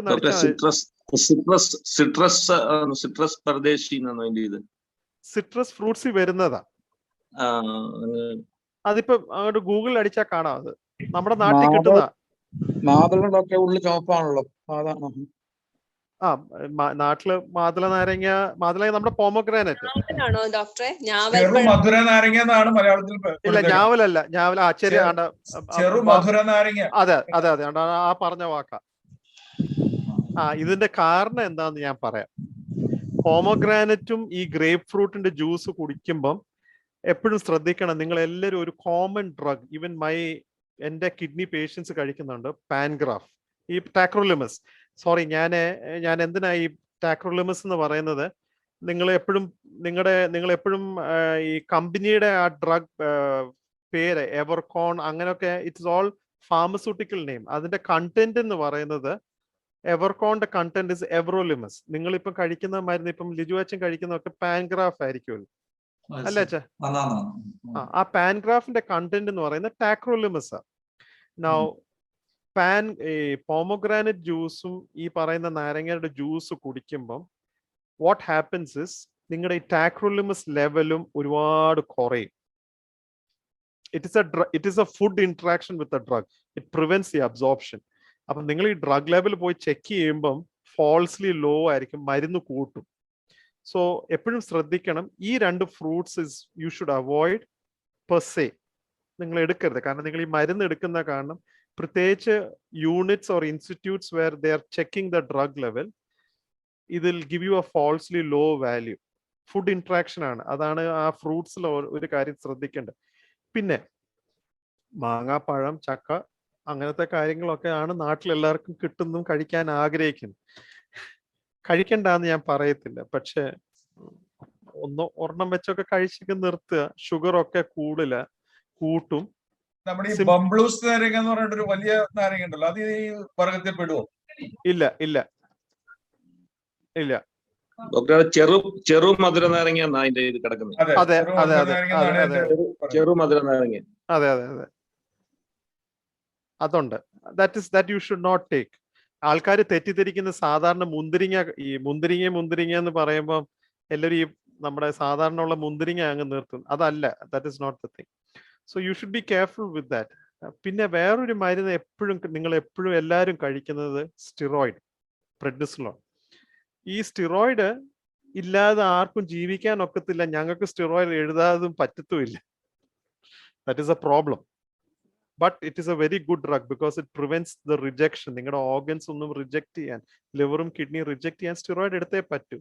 സ്റ്റിറോയിഡ് ആദ്യമൊക്കെ ട്രാൻസ്പ്ലാന്റ് ആദ്യത്തെ ഒരു ഹൈ ഡോസ്, പിന്നെ ഞങ്ങൾ അത് കുറച്ച് ഒരു മിനിമൽ ഡോസിലാണ് വെക്കുന്നത്. സ്റ്റിറോയിഡ് നിങ്ങളുടെ എല്ലാവരുടെയും ആപ്പിറ്റൈറ്റ് ഇൻക്രീസ് ചെയ്യും. It's very common. Steroid also will help get your bones weaken. അപ്പം പറയാൻ വരുന്നത് അവോയ്ഡ് ഷുഗറി ഫുഡ്സ്. കാരണം you all have a tendency to develop sugar കൂടാനുള്ള ചാൻസ് ഉണ്ട്. പ്രത്യേകിച്ച് ഓൾറെഡി ഷുഗർ ഉള്ളവരുടെ ആണെങ്കിൽ വളരെ പ്രയാസപ്പെട്ട് ഈ ഷുഗർ കൺട്രോൾ ചെയ്യണം. അപ്പം നിങ്ങളുടെ ആ ഡയറ്റിൽ നിങ്ങൾ കഴിക്കുന്ന ഷുഗർ ഐറ്റംസ് നിങ്ങൾ വളരെ കുറയ്ക്കണം. അതായത് കപ്പ, ചേന, കിഴങ്ങ്, അങ്ങനത്തെ ചില കാര്യങ്ങളുണ്ട് where carbohydrates are very high. അതിനകത്ത് അതിൻ്റെ കണ്ടന്റ് ഒരുപാട് കൂടുതലാണ്. അപ്പം ഇപ്പം കഴിക്കാൻ ആഗ്രഹം ഉണ്ടെങ്കിലും, ഞാനിപ്പം എൻ്റെ അമ്മയോട് ഞാൻ എപ്പോഴും പറയുന്നത്, അമ്മ ഡയബറ്റിക് 40-45 വർഷം, ലോകത്തുള്ള എല്ലാം എൻ്റെ അമ്മ കഴിക്കും, everything. I have never stopped her from eating anything. She's not a transplant patient, but she's a diabetic. അമ്മയും ഞാനുമായിട്ടുള്ള ഏറ്റവും വലിയ വ്യത്യാസം എന്ന് പറഞ്ഞാൽ, അമ്മ രാവിലെ നടക്കാനും പോവും, വൈകിട്ടും നടക്കാനും പോവും. വേർത്ത് കുളിച്ച അമ്മ വരുന്നു. She burns it out, she burns everything out. And മാങ്ങയുടെ സീസൺ ആണെങ്കിൽ മാങ്ങ കഴിക്കും അമ്മ, but she takes it with a moderation. അപ്പം it is easy to say അത് കഴിക്കരുത്, ഇത് കഴിക്കരുത്, പിന്നെ ഒരു ഫ്രസ്ട്രേഷൻ വന്ന് കയറി നമ്മൾ പോയി ബിഞ്ച് ചെയ്ത് കഴിക്കാതിരിക്കുന്നതാണ് ഏറ്റവും നല്ലത്. So that is with the fruits. ഇനിയും സോ പ്രോട്ടീൻ റിച്ച് ഫുഡ്, ഫ്രൂട്ട്സിന്റെ കാര്യം പറഞ്ഞു. പിന്നെ നോൺ വെജ്, കേരളക്കാർക്ക് എല്ലാവർക്കും ബീഫ് ഇഷ്ടമാണെന്നറിയാം, എനിക്കും ഇഷ്ടമാണ്. കഴിക്കരുത്. You can have fish. ഇപ്പം ചിക്കനൊക്കെ പ്രത്യേകിച്ച് എല്ലാവരും സ്കിന്നെല്ലാം മാറ്റി വേണം എടുക്കാൻ. പിന്നെ ഒന്ന് ഒരിക്കലും കഴിക്കാൻ പറ്റത്തില്ലെന്ന് ചോദിച്ചാൽ ആക്ച്വലി പറഞ്ഞാൽ തെറ്റാ. മാസത്തിൽ ഒരു തവണ if you like to have, നിങ്ങളുടെ ആ ഒരു കൊതി തീർക്കാൻ, there is no harm taking some beef, but don't take it ഒരുപാട് എടുക്കല്ല. ഞാൻ പറഞ്ഞുകൊണ്ട് ഇപ്പൊ കൂടുതൽ അങ്ങ് എടുക്കരുത്. കഴിവിനും അവോയ്ഡ് ചെയ്യുക red meat. That is the best thing. കാരണം ഒരു ചോദ്യത്തിന് എന്തുകൊണ്ട് ക്രിയാറ്റിൻ കൂടുന്നു, ഞാനൊരു സിമ്പിൾ എക്സാമ്പിൾ പറയാം. ഇന്ന് ഞാൻ ഒരു പ്ലേറ്റ് ബീഫ് ഫ്രൈ പൊറോട്ട അങ്ങോട്ട് അടിച്ചു കഴിഞ്ഞ് നാളെ ഞാൻ തന്നെ പോയി എൻ്റെ ക്രിയാറ്റിൻ ചെക്ക് ചെയ്ത ക്രിയാറ്റിൻ കൂടുതൽ നിൽക്കും. എന്നിട്ട് ഒരു 3 ദിവസം ഞാൻ പച്ചക്കറി എല്ലാം മാത്രം കഴിച്ച് പിന്നെ ഒരു 4 ദിവസം പോയി ഞാൻ ചെക്ക് ചെയ്ത ആ ക്രിയാറ്റിൻ അങ്ങ് കുറയും. എന്തുവാ പറയാൻ വരുന്നത്? ഈ പറയുന്ന നോൺ വെജിന്റെ ബ്രേക്ക് ഡൗൺ എല്ലാം നടക്കുന്ന ലിവറിനകത്താണ്. Creatine is produced from there. So if you eat, നമ്മൾ ഈ ഇറച്ചിയൊക്കെ റെഡ് മീറ്റ് പ്രത്യേകിച്ച് ഒരുപാട് കഴിച്ച് ഒരു high nutritious non veg food കഴിക്കുമ്പം നമ്മുടെ ക്രിയാറ്റിൻ കൂടും. അത് കഴിക്കാതിരുന്ന ആ ഫുഡിന്റെ എഫക്റ്റ് ആണ്. കാരണം ലിവറിൽ നിന്നാണ് ഇത് പ്രൊഡ്യൂസ് ചെയ്യുന്നത്. അപ്പൊ നിങ്ങളുടെ ലിവറിന് ആദ്യം സ്ട്രെസ് കൊടുക്കരുത്. Should not stress the liver out, പ്രത്യേകിച്ച് transfer. That is why we say never take red meat. അതുകൊണ്ട് ഒരു കാരണം. പിന്നെ വേറൊരു കാര്യം മനസ്സിലാക്കേണ്ടത്, ഇപ്പം നല്ല മസിലുള്ള ഒരു വ്യക്തിയുടെ ഒക്കെ ക്രിയാറ്റിൻ പോയി ചെക്ക് ചെയ്താൽ പുള്ളിയുടെ ക്രിയാറ്റിൻ എപ്പോഴും ഹയർ ആയിട്ട് നിൽക്കും. ലിജു എച്ചിന്റെ ഒക്കെ ക്രിയാറ്റിൻ പോയി ചെക്ക് ചെയ്താൽ അത്രയൊന്നും കൂടുതലൊന്നും അല്ല. സത്യം ഞാൻ പറയുന്നത്. മസിലുള്ള ഒരു വ്യക്തിയുടെ പോയി ക്രിയാറ്റിൻ ചെക്ക് ചെയ്താൽ it will be high. The reason is very simple. ഒരു വെൽ ബിൽഡ് ഒരു ബോഡി ബിൽഡറിന്റെ മസിൽ ക്രിയാറ്റിൻ അവിടെ നിന്നാണ് പ്രൊഡ്യൂസ് ചെയ്ത് വരുന്നത്. ലിവറിൽ നിന്നും muscle gives you. So that വ്യക്തിയുടെ ക്രിയാറ്റിൻ കൂടുതലാണ് വെൻ കമ്പയർഡ് ടു സമ്മൺ അധികം മസിലും ഇല്ലാത്ത ഒരു വ്യക്തി. സോ ക്രിയാറ്റിൻ നിങ്ങൾ ശ്രദ്ധിക്കുമ്പം it is different from one person to another person. രണ്ടുപേരുടെ ഒരിക്കലും കമ്പയർ ചെയ്യാൻ ഒക്കത്തില്ല. അത് നിങ്ങൾ ഒരു കാര്യം മനസ്സിലാക്കണം. ക്രിയാറ്റിന്റെ വാല്യൂ ഡിഫേഴ്സ്. ഒരു ആണിന്റെയും സ്ത്രീയുടെയും വ്യത്യാസം. You can't compare both of them. Height and weight also comes into play. So height, weight, gender, ഈ 3 കാര്യങ്ങൾ എൻട്രി ചെയ്യുമ്പോൾ എനിക്ക് നോർമൽ ആയിട്ടുള്ള ക്രിയാറ്റിൻ ലിജു എച്ചിന് നോർമൽ അല്ലായിരിക്കും. ലിജു എച്ചിന് ഉള്ള ക്രിയാറ്റിൻ എനിക്കത് നോർമൽ അല്ലായിരിക്കും. So do not compare. അത് ആദ്യം നിങ്ങൾ അത് മനസ്സിലാക്കും. കാരണം എന്താണെന്നറിയോ, ഈ ലാബിൽ ചെല്ലുമ്പം ഒരു സ്റ്റാൻഡർഡൈസ്ഡ് ഒരു റിപ്പോർട്ട് കിട്ടും. എൻ്റെ GFR ഇത്രയേ ഉള്ളൂ, ഇത് കുറവാണോ കൂടുതലാണോ എന്ന് എല്ലാവരുടെയും ഡൗട്ട് ഉണ്ട്. So that needs to be clarified with your physician. എപ്പോഴും അത് ശ്രദ്ധിക്കണം. So what is normal for you, മറ്റുള്ളവർക്ക് അത് നോർമൽ ആയിരിക്കണമെന്നില്ല. But what is abnormal for you may be normal for the other person. That only your physician can say. പിന്നെ നമ്മുടെ വെജിറ്റബിൾസിന്റെ കാര്യത്തിൽ ട്രാൻസ്പ്ലാന്റ് കഴിയുമ്പോൾ with a proper kidney function I don't see any restriction. ഏതെങ്കിലും vegetables നിങ്ങൾക്ക് എല്ലാം കഴിക്കാം. Restrict ചെയ്യേണ്ടത് മിക്കവാറുള്ള, ഞാൻ പറഞ്ഞില്ലേ, കപ്പ, കിഴങ്ങ്, നമ്മുടെ ഈ ഭൂമിയുടെ അടിയിലുള്ള which contains lot of carbohydrates, please avoid. Another thing is നമ്മുടെ തൈര്, ഈ ഡെയറി പ്രോഡക്ട്സ്, ചീസ്, ഇപ്പം പാലൊക്കെ പല രീതിയിലുള്ള പാലൊക്കെ കിട്ടുന്നതുകൊണ്ട് കുഴപ്പമില്ല. ചീസ്, പിന്നെ നമ്മുടെ തൈര്, ദാറ്റ് ഇസ് കഴിവിനും അത് അവോയ്ഡ് ചെയ്യുക. That is something that needs to. പിന്നെ വേറൊരു വലിയൊരു കാര്യം, നമ്മുടെ സീ ഫുഡ്സ്. ഇപ്പം നാട്ടിലൊക്കെ എല്ലാ ടൈപ്പ് ഓഫ് സീ ഫുഡ് കിട്ടുന്നുണ്ട്. കൊഞ്ച്, ക്രാബ്സ്, കൊഞ്ചും പ്രോൺസും കാര്യങ്ങളൊക്കെ ഇറ്റ് ഈസ് നോട്ട് ഗുഡ്. കാരണം ഇറ്റ് ഇൻക്രീസസ് ദി നമ്മുടെ ശരീരത്തിൽ it is a very high content of a protein rich ഫുഡാണ്, which liver may not be able to tolerate. അതിൻ്റെ phosphorus കൂടും. That is another thing. Nuts, നിങ്ങൾക്ക് ഏതെങ്കിലും ആർക്കെങ്കിലും nuts ഇഷ്ടമാണെങ്കിൽ almonds is good. That is something that is tolerable by the almond. Cashew അല്ല, almond എന്ന് പറയുന്ന മറ്റ് ഇത്. So those are with regard to fruits. That is liver transplant with a normal kidney function. Normal എന്ന് പറഞ്ഞാൽ ആ വ്യക്തിക്കുള്ളത്. Now ഇപ്പൊ ഒരാൾ ചോദിച്ചു, ഇപ്പൊ ലിവറും കിഡ്നിയും ട്രാൻസ്പ്ലാന്റ് കഴിഞ്ഞിട്ട് എഫക്റ്റ് ചെയ്ത് ഉള്ള വ്യക്തിയാണെങ്കിൽ it is very tricky. Transplant രണ്ടും ചെയ്തവരുടെ ആണെങ്കിൽ കിഡ്നി ഫംഗ്ഷൻ കുഴപ്പമില്ലാതെ വർക്ക് ചെയ്യുന്നുണ്ടെങ്കിൽ the same rule applies. Junk food avoid ചെയ്യുക, ഡയബറ്റീസ്, ഹൈപ്പർ ടെൻഷൻ കൺട്രോൾ ചെയ്യുക. മൂന്നാമത്തെ ഒരു കാര്യം ഞാൻ ഇപ്പൊ ഓർത്തോണ്ട് ഞാൻ വിടും, നമ്മുടെ ഉപ്പ്, ഭക്ഷണത്തിൽ ഇടുന്ന ഉപ്പ്. സിമ്പിൾ, ഞാൻ എൻ്റെ പേഷ്യൻസിന് പറയുന്നത്, നമ്മുടെ വീട്ടിലൊരു ചെറിയ ടീസ്പൂണ്, അത് 4 ഗ്രാം ഉപ്പാണ് അതിനകത്ത് എടുക്കാൻ പറ്റുന്നത്. നിങ്ങൾ ആരെങ്കിലും ഒന്ന് വേണം മെഷർ ചെയ്താലും കുഴപ്പമില്ല. അപ്പൊ ഈ 4 ഗ്രാം ഉപ്പാണ് ഒരു ടീസ്പൂണിനകത്ത് വരുന്നത്. അപ്പൊ ഞാൻ എൻ്റെ പേഷ്യൻസിനോട് സാധാരണ പറയുന്നത്, വീട്ടിലൊന്നും ബഹളമൊന്നും ഉണ്ടാക്കാതിരിക്കാൻ ഞാൻ എല്ലാവരോടും പറയും, ഉപ്പില്ലാത്ത ഭക്ഷണം കഴിക്കുക. എന്നിട്ട് ഈ 4 ഗ്രാം അല്ലെങ്കിൽ അതിന്റെ പകുതി ഉപ്പ് ഒരു ചെറിയ ഒരു ഡബ്ബയ്ക്കകത്തോട്ട് ആ പറയുന്ന വ്യക്തിയുടെ ടേബിളിന്റെ സൈഡിലോട്ട് അങ്ങ് വെച്ചു കൊടുത്താൽ മതി. ആ വ്യക്തിയുടെ ടേസ്റ്റിനനുസരിച്ച് ആ ഉപ്പ് വാരി അങ്ങ് ഇട്ടോട്ട്. എന്താ കാരണം എന്ന് പറഞ്ഞാൽ ആ വ്യക്തിക്ക് അറിയാം എന്തുമാത്രം ഉപ്പ് കഴിച്ചു, കൊടുക്കുന്ന വ്യക്തിക്ക് അറിയാം എന്തുമാത്രം ഉപ്പ് ഇട്ടെന്ന്. അപ്പം വഴക്കും ബഹളവും ഒന്നും ഇല്ല വീട്ടിൽ. That is the simple solution for this. ഒരു ടീസ്പൂൺ ഉപ്പ് എന്ന് പറയുന്നത് 4 ഗ്രാം. അത് ഒരു നേരത്തെ ഭക്ഷണമല്ല, ഒരു ദിവസത്തെ 24 hours ഉള്ള ഭക്ഷണത്തിന്റെ കാര്യം. പ്രഷർ ഉള്ളവര് അതിന്റെ നേരെ പകുതി എടുക്കാവും. ഒരിക്കലും do not go on a nil, അതായത് ഒട്ടും ഉപ്പില്ലാതുള്ള ഭക്ഷണം കഴിക്കരുത്. You will only make it even worse. ശരീരത്തിൽ ഉപ്പ് കുറഞ്ഞു കഴിഞ്ഞാൽ അതിൻ്റെതായ പ്രയാസങ്ങളുണ്ട്. So minimum 3 to 4 grams, or to be on the safer side 2 to 3 grams. അപ്പം അതൊന്ന്. ഇനി അഥവാ നിങ്ങൾ ഉപ്പിടുകയാണെങ്കിൽ, ഈ ചിലവരുണ്ട് ഈ ഉപ്പ് ഉണ്ടെങ്കിലും ഇല്ലെങ്കിലും ചുമ്മാ എടുത്ത ഉപ്പൊന്ന് ഇച്ചിരി ഒന്ന് ഇടും, ഉപ്പില്ലെന്നും പറഞ്ഞു. There are some people, those are called salt sprinklers. അവർക്ക് ഇച്ചിരി ഒന്ന് കുടഞ്ഞൊന്ന് ഇട്ടാലേ ഉപ്പിന് ടേസ്റ്റ് ഉള്ളൂ. ഉപ്പുണ്ടായിരിക്കും. അത് കഴിവിന് അവോയ്ഡ് ചെയ്യുക. പിന്നെ നമ്മുടെ ഉപ്പേരി, ചിപ്സ്, കപ്പ വറുത്തത്, അങ്ങനത്തെ കാര്യങ്ങളൊന്നും കഴിക്കരുത്. കാരണം those all contain lot of ഉപ്പ്. പിന്നെ കേരളക്കാരുടെ പിക്കിളെല്ലാം ഞാൻ പറയണ്ടല്ലോ, പിക്കിളൊന്നും എടുക്കരുത്, കാരണം അതിനകത്തെല്ലാം ഉപ്പ് ഒരുപാടുണ്ട്. So salt is another most important thing. പിന്നെ വെള്ളത്തിന്റെ കാര്യത്തിന് വരുമ്പം കിഡ്നി ഫംഗ്ഷൻ ശരിയായിട്ട് വർക്ക് ചെയ്യുന്നുണ്ട്. ഞാൻ എല്ലാവരോടും പറയുന്നത്, ദാഹപ്രകാരം വെള്ളം കുടിക്കുക. അത്രേ ഉള്ളൂ എനിക്ക് പറയാനുള്ളൂ. ദാഹപ്രകാരം വെള്ളം കുടിക്കുക.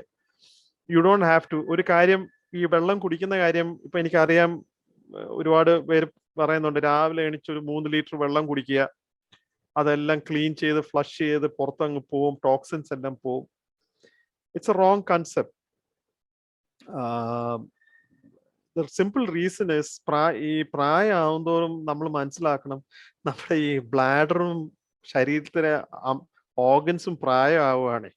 അപ്പം ചെറുപ്രായത്തിൽ നല്ല ധൈര്യത്തിലൊക്കെ പിടിച്ചൊക്കെ നമുക്ക് നിൽക്കാൻ പറ്റുന്ന പ്രായമാകുമ്പം നമ്മുടെ തന്നെ കോൺഫിഡൻസ് ഒക്കെ കുറയുമല്ലോ. കുറയാത്തവർ ഭാഗ്യന്മാര്. ഈ ബ്ലാഡറിന്റെ കപ്പാസിറ്റി ഈ പിടിക്കാനുള്ള ആ പ്രായമാകും തോറും അതും കുറയും. അപ്പം മനസ്സിലാക്കാതെ പോകുന്ന ഒരു കാര്യം, ഇങ്ങനെ അങ്ങോട്ട് ഈ വെള്ളം അങ്ങോട്ട് കുടിച്ചുകൊണ്ടിരുന്നാല് ഇതെല്ലാം കിഡ്നി പുറത്തിറക്കണം. നിങ്ങളിത് മിക്കവാറും സമയത്തും ബാത്റൂമിൽ പോയിക്കൊണ്ടിരിക്കും, യൂറിൻ പാസ് ചെയ്യാൻ. അപ്പം നമ്മൾ പ്രായമാകും തോറും what you need to understand is നമ്മുടെ ബ്ലാഡറിന്റെ പ്രായമായി അതിനെ പിടിച്ചുകൊണ്ട് നിൽക്കാൻ പ്രയാസമാണ്.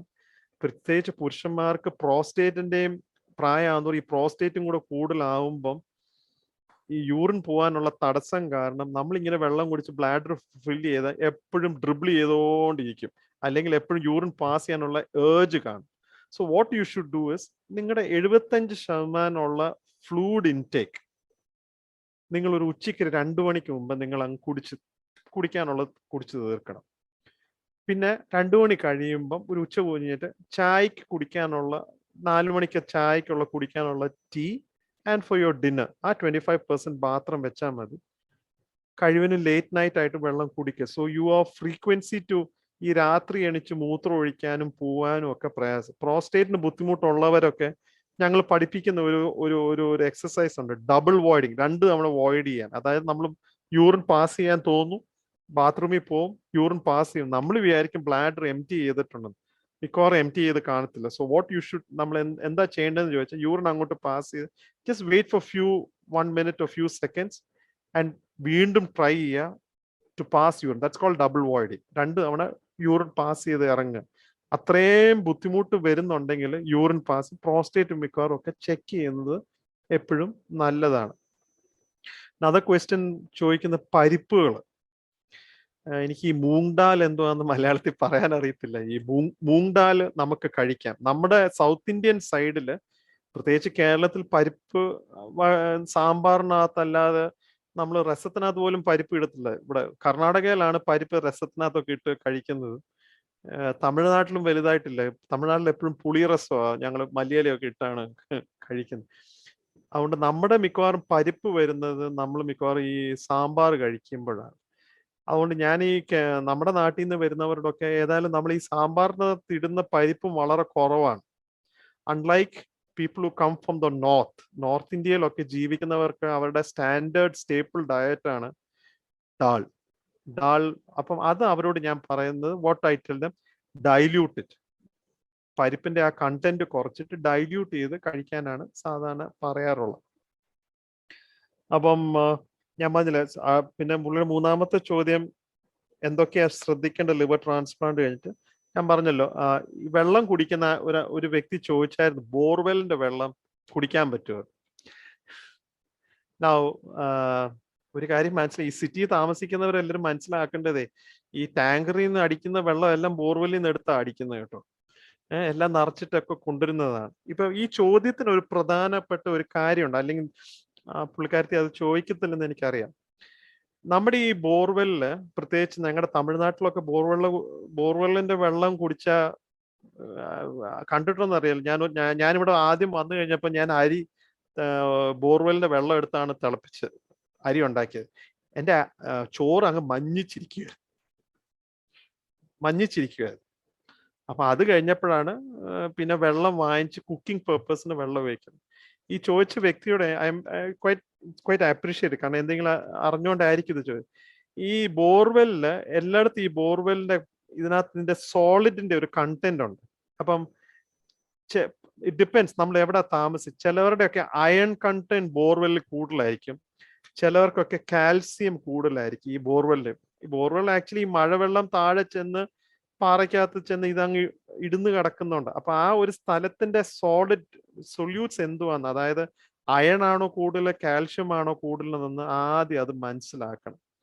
അപ്പം കേരളത്തില് എനിക്ക് അറിയത്തില്ല, നിങ്ങളുടെ ബോർവെൽ വെള്ളം പോയി ടെസ്റ്റ് ചെയ്യുക. പിന്നെ സാധാരണ ഉള്ള നമ്മളെപ്പോലുള്ള വ്യക്തികളൊക്കെ ഇത്രയും ഹൈടെക് ആയിട്ട് ചെയ്യണമെന്നാണെങ്കിൽ ദർ ഇസ് നോ ഹാം. പക്ഷെ ടെസ്റ്റ് ചെയ്തിട്ട് ഇപ്പൊ എന്ത് ചെയ്യാൻ പോവാ? വെള്ളം മാറ്റാൻ പറ്റുമോ? സ്ഥലം മാറ്റാൻ പറ്റുമോ? ഇല്ലല്ലോ, ജീവിക്കണ്ടേ. അപ്പൊ എല്ലാരും പറയുന്നത് ഇപ്പം RO സിസ്റ്റം വെക്കുക. ഞാൻ ഈ പറയുന്ന കിഡ്നി ഡോക്ടർ ഞങ്ങളെല്ലാം RO സിസ്റ്റത്തിലാണ് ഞങ്ങളുടെ dialysis to give ultra pure water. ഇപ്പം ഓരോരോ കിച്ചണിനകത്ത് ഇപ്പം കണ്ടു കാണൂല, ഇപ്പം അക്വാ ഗാർഡിന്റെ ഒക്കെ RO സിസ്റ്റം വെച്ച് ചെയ്യുന്നത്. അതൊരു സ്റ്റാൻഡേർഡ് ഫിൽറ്റേഴ്സ് ആണ്. അക്വാ ഗാർഡിന്റെയും മറ്റുള്ള ഇത് it is just A standard filter based on the standard solids available in the soil. നമ്മുടെ ബോർവെല്ലിൽ നിന്ന് വേണ്ടിയുള്ള ഫിൽറ്റർ അല്ല ഉണ്ടാക്കി തരുന്നത്, അത് ആദ്യം മനസ്സിലാക്കുക. പക്ഷെ it is close to having nothing. അപ്പം ട്രാൻസ്പ്ലാന്റ് ചെയ്ത വ്യക്തികളോട് ഞങ്ങൾ സാധാരണ എന്നോട് ഈ ചോദ്യം ചോദിക്കും, കിണറ്റിൽ നിന്നുള്ള വെള്ളം കുടിക്കണോ ബോർവെല്ലിൽ നിന്നുള്ള വെള്ളം കുടിക്കണോ? ഞങ്ങൾ സാധാരണ പറയുന്നത് വെള്ളം എല്ലാം തിളപ്പിച്ച് ആറിച്ചിട്ട് കുടിക്കുക. കൺസേൺ ഉള്ളവർ ഹൂ ക്യാൻ അഫോർഡ്, നിങ്ങൾ ഒരു ചെറിയ കിച്ചണിലുള്ള അക്വാ ഗാർഡിന്റെയോ അല്ലെങ്കിൽ RO സിസ്റ്റം വെച്ച് അവിടെ നിന്നുള്ള വെള്ളം എടുത്ത് കുടിക്കാം. പക്ഷെ ഒരു കാര്യം ശ്രദ്ധിക്കേണ്ടത്, ഒരു ലിറ്റർ RO വെള്ളം കിട്ടുന്നത് 2 ലിറ്റർ വെള്ളമായിരിക്കും നിങ്ങൾ കളയുന്നത്. അതിന്റെ റിജക്ട് വാട്ടർ നിങ്ങൾ കണ്ടു കാണുമല്ലോ. RO വീട്ടിലെ കിച്ചണിലെ അങ്ങോട്ട് ഓൺ ആക്കുമ്പം മറ്റേ പൈപ്പിൽ കൂടെ വെള്ളം ഇങ്ങനെ 1 ലിറ്റർ കുപ്പി നിറച്ചാൽ നിങ്ങളൊന്ന് ഒന്ന് വീട്ടിലുള്ളവരൊന്ന് നോക്കിയാൽ മതി. ഒരു ലിറ്റർ കുപ്പി ഒന്ന് നിറച്ചിട്ട് എത്ര ലിറ്റർ വെള്ളമാണ് ആ അടുക്കളയുടെ RO സിസ്റ്റത്തിൽ കൂടെ പോകുന്നത് നോക്കണം. It will B almost 2 liters. അത്രയും വെള്ളമാണ് റിജക്ട് വാട്ടർ ആയിട്ട് പോകുന്നത്.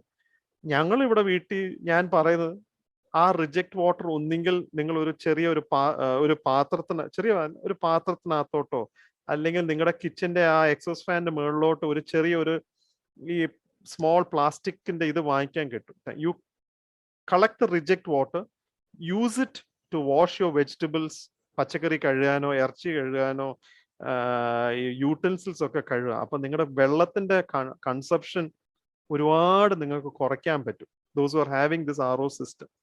അതാണ് ഒരു കാര്യം, വെള്ളത്തിന്റെ കാര്യം. അപ്പം സോളിഡ് കണ്ടന്റ് ഓഫ് ബോർവെൽ ഉള്ളത് കോഴൽക്കിണറിലുള്ള വെള്ളം ടെസ്റ്റ് ചെയ്തിട്ട് വേണം നോക്കാൻ. Most of the time iron ആണ് ഏറ്റവും കൂടുതൽ കണ്ടന്റ് ഉള്ളത്. ഞങ്ങളുടെ ഇവിടെ വെല്ലൂരാണെങ്കിൽ കാൽഷ്യം ആണ് ഏറ്റവും കൂടുതൽ. അപ്പൊ അതനുസരിച്ചാണ് ഞങ്ങളുടെ ഹോസ്പിറ്റൽ RO സിസ്റ്റം ഞങ്ങൾ ഡെവലപ്പ് ചെയ്തിരിക്കുന്നത്. അതനുസരിച്ചുള്ള ഫിൽറ്റേഴ്സ് ആണ് ഞങ്ങൾ സ്പെസിഫിക്കലി പറഞ്ഞ. അങ്ങനെ ചെയ്യുന്നവരുണ്ട്. വീട്ടിലെ personal use, my simple advice is you boil the water and drink it. Absolutely. ഇപ്പൊ ബോർവെൽ ഇല്ലാത്തവര് ബോർവെല്ലിൽ മാത്രമുള്ള വാട്ടർ സോഴ്സ് ആണെങ്കിൽ വേറെ ഒരു വഴിയില്ലല്ലോ. Then connect an RO system, small kitchen RO system connect ചെയ്യുക. That will be the safest. അപ്പം ടെൻഷൻ അടിക്കല്ലേ ഞാൻ ഈ പറഞ്ഞത്. ഓടിപ്പോയി വെള്ളം പോയി ടെസ്റ്റ് ചെയ്യാനും കേരള വാട്ടർ അതോറിറ്റി പോകണ്ട. Just connect an RO system കിച്ചണിലുള്ളത് ആൻഡ് യൂസ് ദാറ്റ് വാട്ടർ. ആ വെള്ളവും ഞാൻ എൻ്റെ പേഷ്യൻസിനോട് എപ്പോഴും പറയും, തിളപ്പിച്ച് ആർപ്പിച്ച് കുടിക്കാവും. That is the best. കാരണം ആ തിളപ്പിച്ച് കഴിഞ്ഞിട്ടുള്ള വെള്ളത്തിനകത്ത് ഒരുപാട് അംശങ്ങൾ നമുക്ക് കുറയ്ക്കാൻ പറ്റും.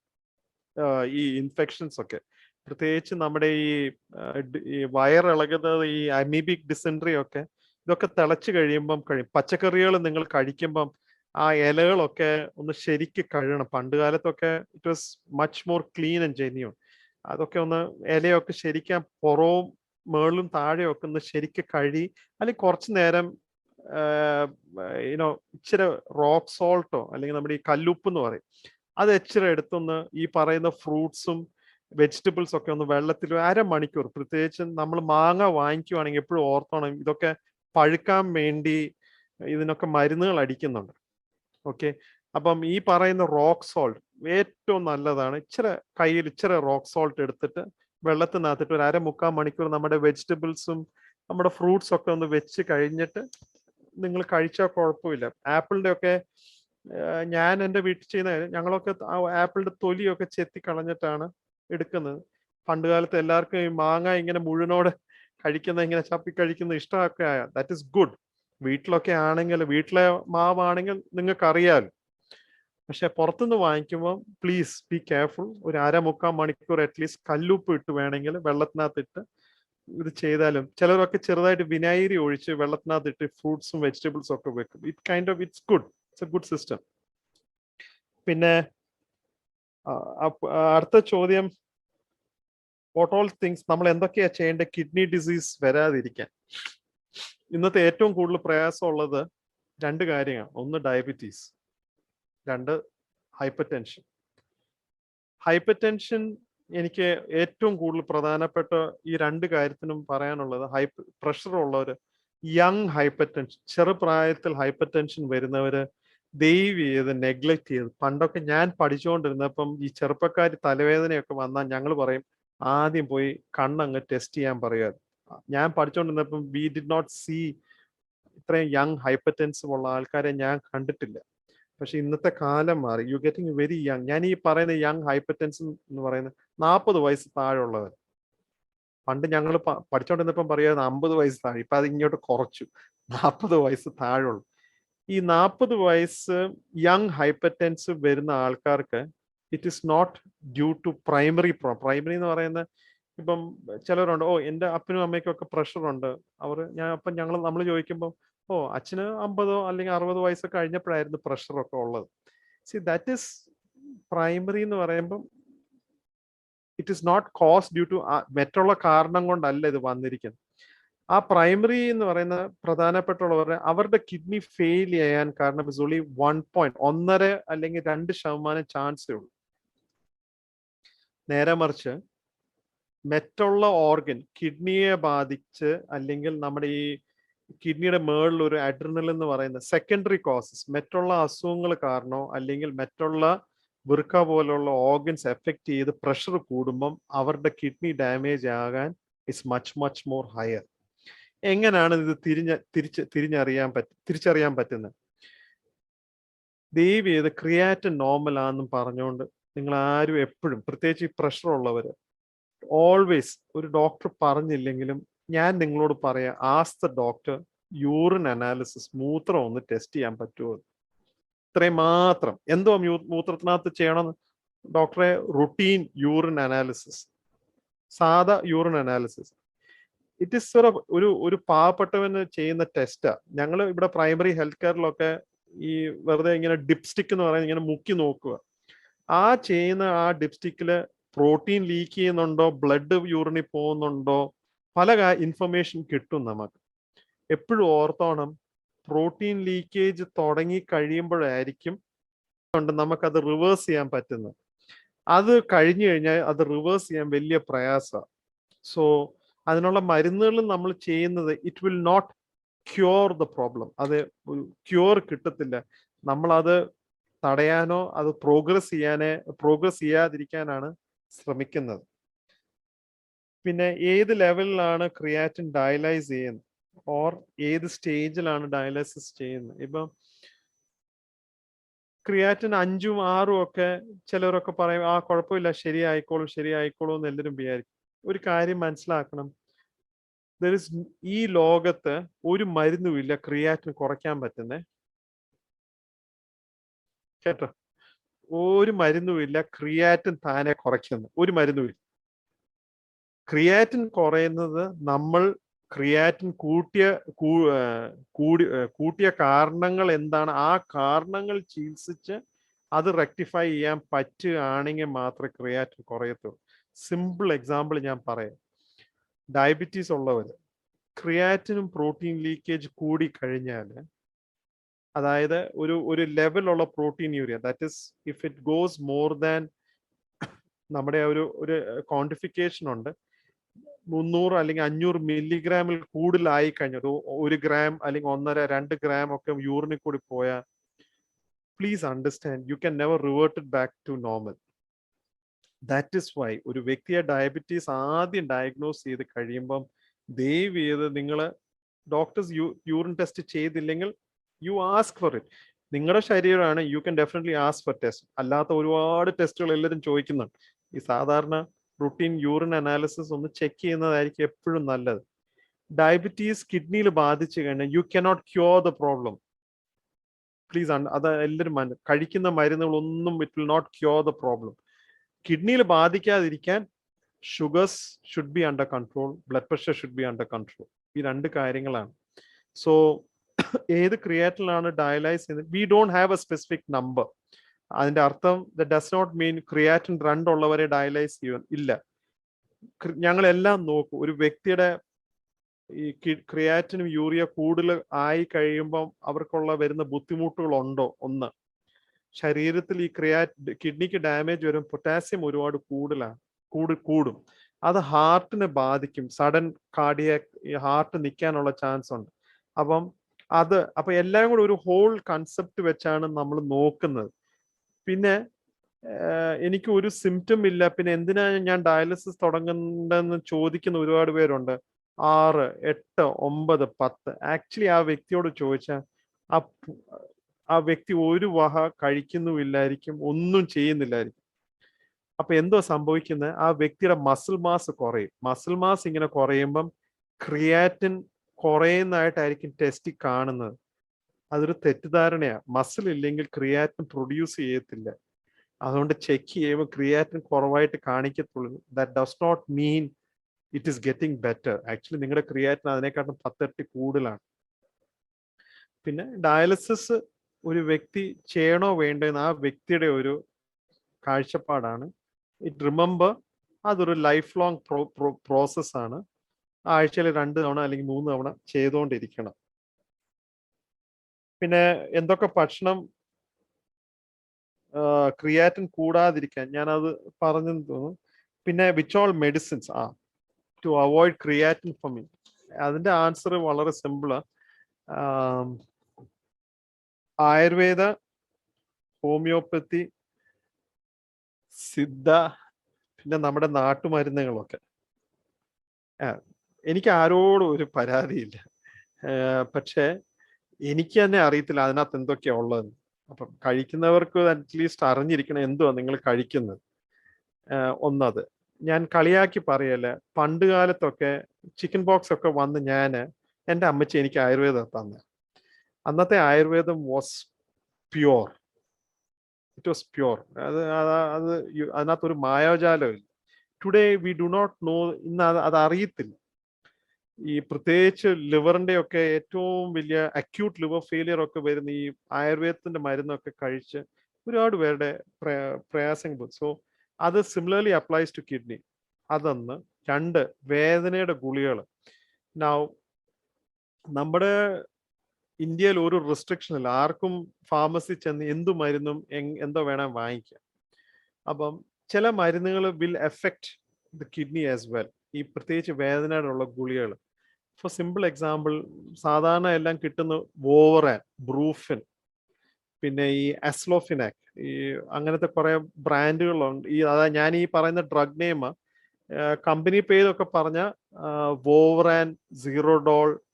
പിന്നെ ഒരു വേറെ ഓർത്തോപെഡിക്സുകാര് എപ്പോഴും ഈ ഫ്രാക്ചർ ഒക്കെ വരുമ്പം ഭയങ്കര വേദനയാണ്. അപ്പൊ ഈ ഫാന്റാസ്റ്റിക് ഡ്രഗ്, വേദനയൊക്കെ പെട്ടെന്ന് കുറയും. പക്ഷെ ഓൾവേസ് റിമെമ്പർ, നിങ്ങൾ അത് എടുക്കുമ്പം make sure you are hydrated well. എനിക്കതിന്റെ ഡ്രഗ് നെയിം അറിയത്തുള്ളൂ, COX-2 ഇൻഹിബിറ്റേഴ്സ് എന്ന് പറയും. പല തരത്തിലൊക്കെ ഉണ്ട്. ഓർത്തോപെഡിക്സുകാർ ഒരുപാട് വേദനയുടെ ഗുളികൾ. ആക്ച്വലി അവരുടെ ദർ ഇസ് നോ വേ. എല്ലിന്റെ വേദന എന്ന് പറയുന്നത് സഹിക്കാൻ വയ്യാത്ത വേദന. അപ്പൊ വേദനയുടെ ഗുളിക എടുക്കാൻ ഒക്കത്തില്ലെന്ന് പറയാനൊക്കത്തില്ല. പ്രായമാകുന്തോറും എല്ലാവർക്കും ഈ ഓസ്റ്റിയോ ആർത്രൈറ്റിസ് ഇങ്ങനെ വന്നുകൊണ്ടിരിക്കുന്നത് കൊണ്ട് വേദനയുടെ ഗുളികൾ ഇങ്ങനെ അടുപ്പിച്ചുകൊണ്ട് അങ്ങ് എടുത്തുകൊണ്ടിരിക്കും അറിയാതെ. Be careful. നിങ്ങൾ എടുക്കുന്ന ഡോസും ക്വാണ്ടിറ്റി വളരെ സൂക്ഷിക്കണം. So always check with your doctor whether you can take it or not. പിന്നെ what are the signs of kidney failure in liver transplant and what are the signs and symptoms of organ rejection? Okay, signs of kidney failure. ഒന്ന്, ആദ്യം വരുമ്പോൾ വിശപ്പ് കുറയും. വിശപ്പ് കുറയുമ്പോൾ ഛർദിലായിരിക്കും ആദ്യം കൂടുതൽ വരുന്നത്. Early signs of kidney failure or കിഡ്നിയെ എഫക്ട് ചെയ്യുന്നത് മിക്കവാറും കാലയിൽ നീര് വരുമ്പോഴോ, പ്രഷർ അൺകൺട്രോളബിൾ ആയിട്ട്, ഹെഡ് ഏക്സ് ഒക്കെ ആയിട്ട്, മിക്കവാറും ഇന്നും ചെറുപ്പക്കാര് തലവേദനയൊക്കെ വരുമ്പോൾ അവർ വിചാരിക്കുന്നത് സ്ട്രെസ് കൊണ്ടാണ്, ടെൻഷൻ കൊണ്ടാണ്, അല്ലെങ്കിൽ കണ്ണിന്റെ ഈ റിഫ്രാക്ട് കാഴ്ചയുടെ കുറവൊക്കെ കൊണ്ടാണ്.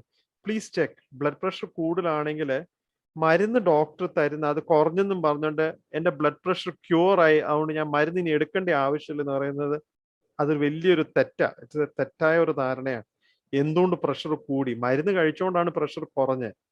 മരുന്ന് നിർത്തിയാൽ പിന്നെയും പ്രഷർ കൂടും. പക്ഷെ അത് എന്തുകൊണ്ട് കൂടിയെന്ന് നോക്കണം. സോ ഏർലി സൈൻസ് ആർ കാലയിൽ നീര് വരുന്നതും, അക്യൂട്ടായിട്ട് കിഡ്നി ഫെയിലർ വരുമ്പം ഛർദില്, തലവേദന, ചിലർക്കൊക്കെ പ്രഷർ കൂടുമ്പം കാഴ്ചയുടെ ഒരു പ്രയാസങ്ങളും ഡിക്രീസ്, ഒരു വിഷൻ കുറയുന്നതും അല്ലെങ്കിൽ രണ്ടായിട്ട് ഇങ്ങനെ കാണുന്ന ഏർലി സൈൻസ്. പ്രഷർ ഒരുപാട്, പ്രഷർ കിഡ്നി ഫെയിലിയർ കാരണം പ്രഷർ കൂടി, പ്രഷറിന്റെ കൂടുതൽ കാരണമുള്ള സൈൻസ്. നേരെ മറിച്ച് towards the end, late stages, you start having ഛർദില്, വിശപ്പില്ല, വോമിറ്റിംഗ്, കാലിൽ നീര് വെക്കുന്നു, ശ്വാസമുട്ടൽ വരുന്നത് ഈ ലങ്സിനകത്ത്, ശ്വാസക്കുഴലിനകത്ത് ഈ വെള്ളം ഇങ്ങനെ കെട്ടി നിൽക്കുമ്പോഴാണ്. These are the signs that you have of early liver kidney failure. പിന്നെ ഇതൊന്നുമില്ല, ഇതിനകത്തുള്ള ഒരു സങ്കടം ഒരു ഐറണി എന്ന് പറഞ്ഞാൽ, മിക്കവാറും ഇത് ഒരു സിംറ്റംസും ഇല്ലാത്തവര് ചെക്കപ്പ് ചെയ്യാൻ നോക്കുമ്പോൾ ക്രിയാറ്റിൻ കൂടുതലായിട്ട് കാണും. ദി ഐറണി ഈസ്, ഞങ്ങൾക്ക് അങ്ങനെ ഒരു എൻറ്റിറ്റി ഉണ്ട്. പ്രത്യേകിച്ച് ഈ ഞങ്ങളുടെ ഈ ആന്ധ്ര സൈഡിൽ നിന്നും ഈ ജാർഖണ്ഡ്, ഒറിസ്സ ആ സൈഡിൽ നിന്നൊക്കെ മിക്കവാറും ഇതിനൊക്കെ പറയുന്നത് എൻവയറമെന്റൽ ടോക്സിൻസ് കാരണമെന്നാണ്.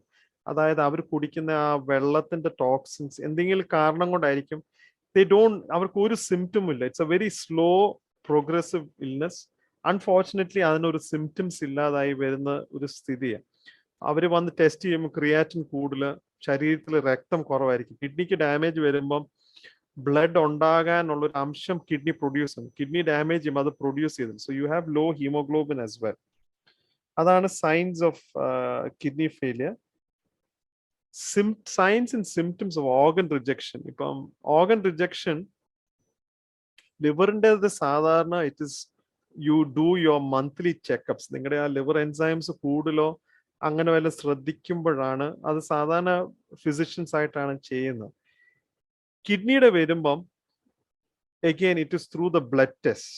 ക്രിയാറ്റിൻ പ്രോഗ്രസീവ്ലി ഇൻക്രീസ് ചെയ്യുന്നുണ്ടോ, we start looking and see മരുന്നുകളുടെ നോൺ കോംപ്ലയൻസ് എടുക്കാവുന്നതുകൊണ്ടാണോ അതോ എന്തെങ്കിലും ഇൻഫെക്ഷൻ കാരണം ട്രിഗർ ചെയ്ത്. Usually we do not have symptoms per se. റിജക്ഷന് കാരണം സിംറ്റംസ് പെർസേ ഇല്ല. അതായത് വെച്ച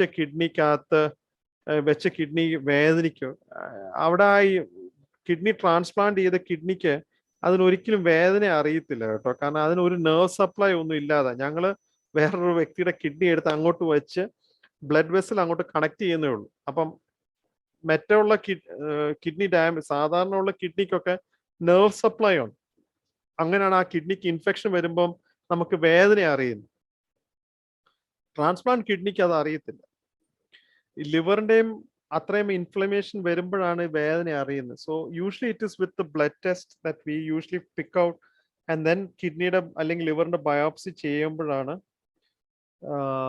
നമ്മൾ അറിയുന്നത്. Then വേറൊരു question, what are the possible risk factors for chronic kidney disease in liver transplant patient? Diabetes, hypertension are the most common causes, are the risk factors for chronic kidney disease. And if other risk factors are hepatitis virus. ഒരു കാര്യം ഓർത്താണ്, ഇന്നത്തെ കാലത്ത് പണ്ട് ഞാൻ പഠിച്ചുകൊണ്ടിരുന്നപ്പം hepatitis ബിക്കും സിക്കും ഒരു cure ഇല്ലായിരുന്നു കേട്ടോ. It was very difficult. അതുമല്ല ആ കഴിക്കുന്ന മരുന്നുകൾ തന്നെ ഒരു വലിയ പ്രയാസം ഉണ്ടാക്കുന്നത്.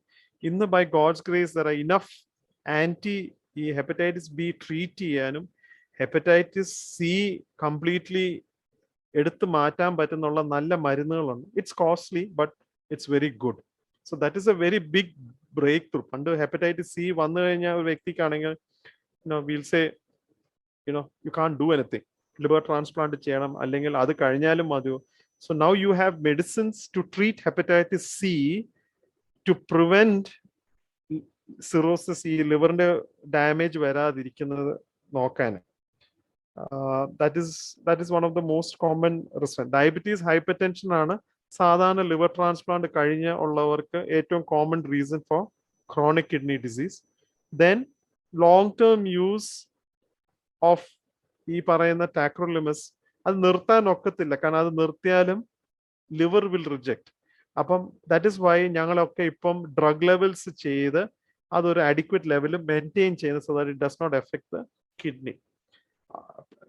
അത് കൺട്രോൾ ചെയ്തിട്ടും ക്രിയാറ്റിൻ കൂടുന്നുണ്ടെങ്കിൽ ഞങ്ങളെ സാധാരണ വിളിക്കും. ഞങ്ങൾ കിഡ്നിയുടെ ബയോപ്സി ചെയ്തിട്ടാണ് നോക്കിയിട്ടാണ് ചെയ്യുന്നത്. അതൊക്കെയാ അച്ഛാ ഇപ്പം വന്നേ. Okay thank you. ഇപ്പം വന്ന ഒരു ക്വസ്റ്റ്യൻ അഡ്വക്കേറ്റ് ഫുനേന്ദ്ര സാറാണ് ചോദിച്ചിരിക്കുന്നത്. ഈ ക്രിയാറ്റിൻ കുറയ്ക്കാൻ വെള്ളം പിന്നെ കൂടുതൽ കുടിക്കണം എന്നൊരു സജഷൻ എല്ലാ ഡോക്ടേഴ്സും പറയാറുണ്ട്. അത് ശരിയാണോ എന്നുള്ളതാണ്. ഓക്കെ, ഈ ചൂട് സമയത്ത് ഇതിപ്പം അച്ഛാ ഇത് റിലേറ്റഡ് ടു ട്രാൻസ്പ്ലാന്റ് ആണോ അച്ഛാ? കിഡ്നി ട്രാൻസ്പ്ലാന്റ് ആണോ അതോ സാധാരണ ഒരു ചോദ്യമാണോ? സാധാരണ ഒരു ക്വസ്റ്റ്യൻ, ഓർഡിനറി ക്വസ്റ്റ്യൻ. ഇപ്പം പലപ്പോഴും ക്രിയാറ്റിൻ കൂടുമ്പം ഞാനും CMC ഉണ്ടായിരുന്നപ്പോൾ അങ്ങനെ കുടിക്കേണ്ടതായിട്ട് വന്നിട്ടുണ്ട് ഇങ്ങനെ. ഓക്കെ, ഞാനിപ്പം പറയാം. സാധാരണ ഒരു വ്യക്തി, അതായത് ലിവറിലും കിഡ്നിക്കും ഒരു പ്രയാസവും ഇല്ലാതെ ഇരിക്കുന്നവര് ഞങ്ങൾ സാധാരണ ദാഹപ്രകാരം കുടിക്കാനാണ് പറയുന്നത്. Now you change that scenario, that ആ നോർമൽ വ്യക്തി ഗൾഫിൽ ജോലി ചെയ്യുക, മരുഭൂമിയിൽ ക്യാമ്പിലൊക്കെ പോയി ജോലി ചെയ്യുകയാണെങ്കിൽ, അല്ലെങ്കിൽ ചൂട് കാലത്തൊക്കെ ജോലി ചെയ്യുമ്പം ഒരു കാര്യം എല്ലാവരും മനസ്സിലാക്കേണ്ടത്, നമ്മുടെ ശരീരത്തിൽ നിന്ന് ഈ തൊലിയിൽ നിന്ന് ഈ വെള്ളം എല്ലാം അങ്ങ് പോവും, വെള്ളവും ഉപ്പും പോവും. അപ്പോൾ ഇൻ എ ഹോട്ട് ക്ലൈമറ്റ് നിങ്ങൾ വെള്ളം കൂടുതൽ കുടിക്കണം. നേരെ മറിച്ച് തണുത്ത ഒരു ക്ലൈമറ്റിലോട്ട് വരുമ്പം നിങ്ങൾക്ക് അത്രയും ദാഹം തോന്നത്തില്ല. പക്ഷെ ഇൻ ആൻ ആവറേജ് ഒരു നോർമൽ വ്യക്തി 2.5 to 3 liters ആണ് കുടിക്കേണ്ടത്. ആവറേജ് 2.5 to 3 liters ആണ് വെള്ളം കുടിക്കുന്നത്. അതിനേക്കാട്ടിലും കൂടുതൽ വെള്ളം കുടിക്കേണ്ട ഒരു നോർമൽ വ്യക്തിക്ക് ആവശ്യമില്ല. സത്യം പറഞ്ഞാൽ അതിന്റെ ആവശ്യമില്ല. പിന്നെ ഞാൻ പറഞ്ഞില്ലേ, പ്രായമാവും തോറും little bit of modification U should do. നിങ്ങൾ നിങ്ങളുടെ 75% മുമ്പേ ഫ്ലൂയിഡ് ഇൻടേക്ക് ഒരു ഉച്ചയ്ക്ക് മുമ്പേ 2 മണിക്ക് മുമ്പ് കുടിച്ചു കഴിഞ്ഞാൽ ഈ സന്ധി കഴിയുമ്പം അധികം കുടിക്കാതിരുന്നാൽ, ഞാൻ പറഞ്ഞില്ല reason is because the bladder will be, അതിന് ഹോൾഡ് ചെയ്യാനുള്ള കപ്പാസിറ്റി കുറയും. Now that is one. അപ്പം ആ വെള്ളം കുടിക്കാതൊരു വ്യക്തി പോയി ക്രിയാറ്റിൻ ചെക്ക് ചെയ്ത് പുള്ളിയുടെ ക്രിയാറ്റിൻ കൂടുതലായിരിക്കും കേട്ടോ. ക്രിയാറ്റിനും കൂടുതലായിരിക്കും. ഇതിനകത്ത് വേറൊരു കാര്യമുണ്ട്, എല്ലാവരും മറക്കുന്ന യൂറിയ ഉണ്ട്. അപ്പം യൂറിയ സാധാരണ ഈ വളത്തിനകത്തൊക്കെ എല്ലാവരും യൂറിയ കൊണ്ട് ഇടാൻ പോകുമ്പോ എന്ത് പറ്റും? ചെടിക്ക് യൂറിയ കൊണ്ടിട്ടാ വാടിപ്പോ. സിമ്പിൾ എക്സാമ്പിൾ, ഞാൻ പഠിച്ചൊരു കാര്യം, നമ്മുടെ ഈ കോഴിക്കഷ്ടം എല്ലാവരും പറഞ്ഞ് കോഴിക്കഷ്ടം കൊണ്ടുപോയി ചെടിക്ക് ഇടുന്നത് വാടിപ്പോവും എന്ന് പറയുന്നത്. അത് ആക്ച്വലി ഈ കോഴിക്കഷ്ടത്തിനകത്ത് അതിന്റെ യൂറിയ ഇസ് വെരി ഹൈ.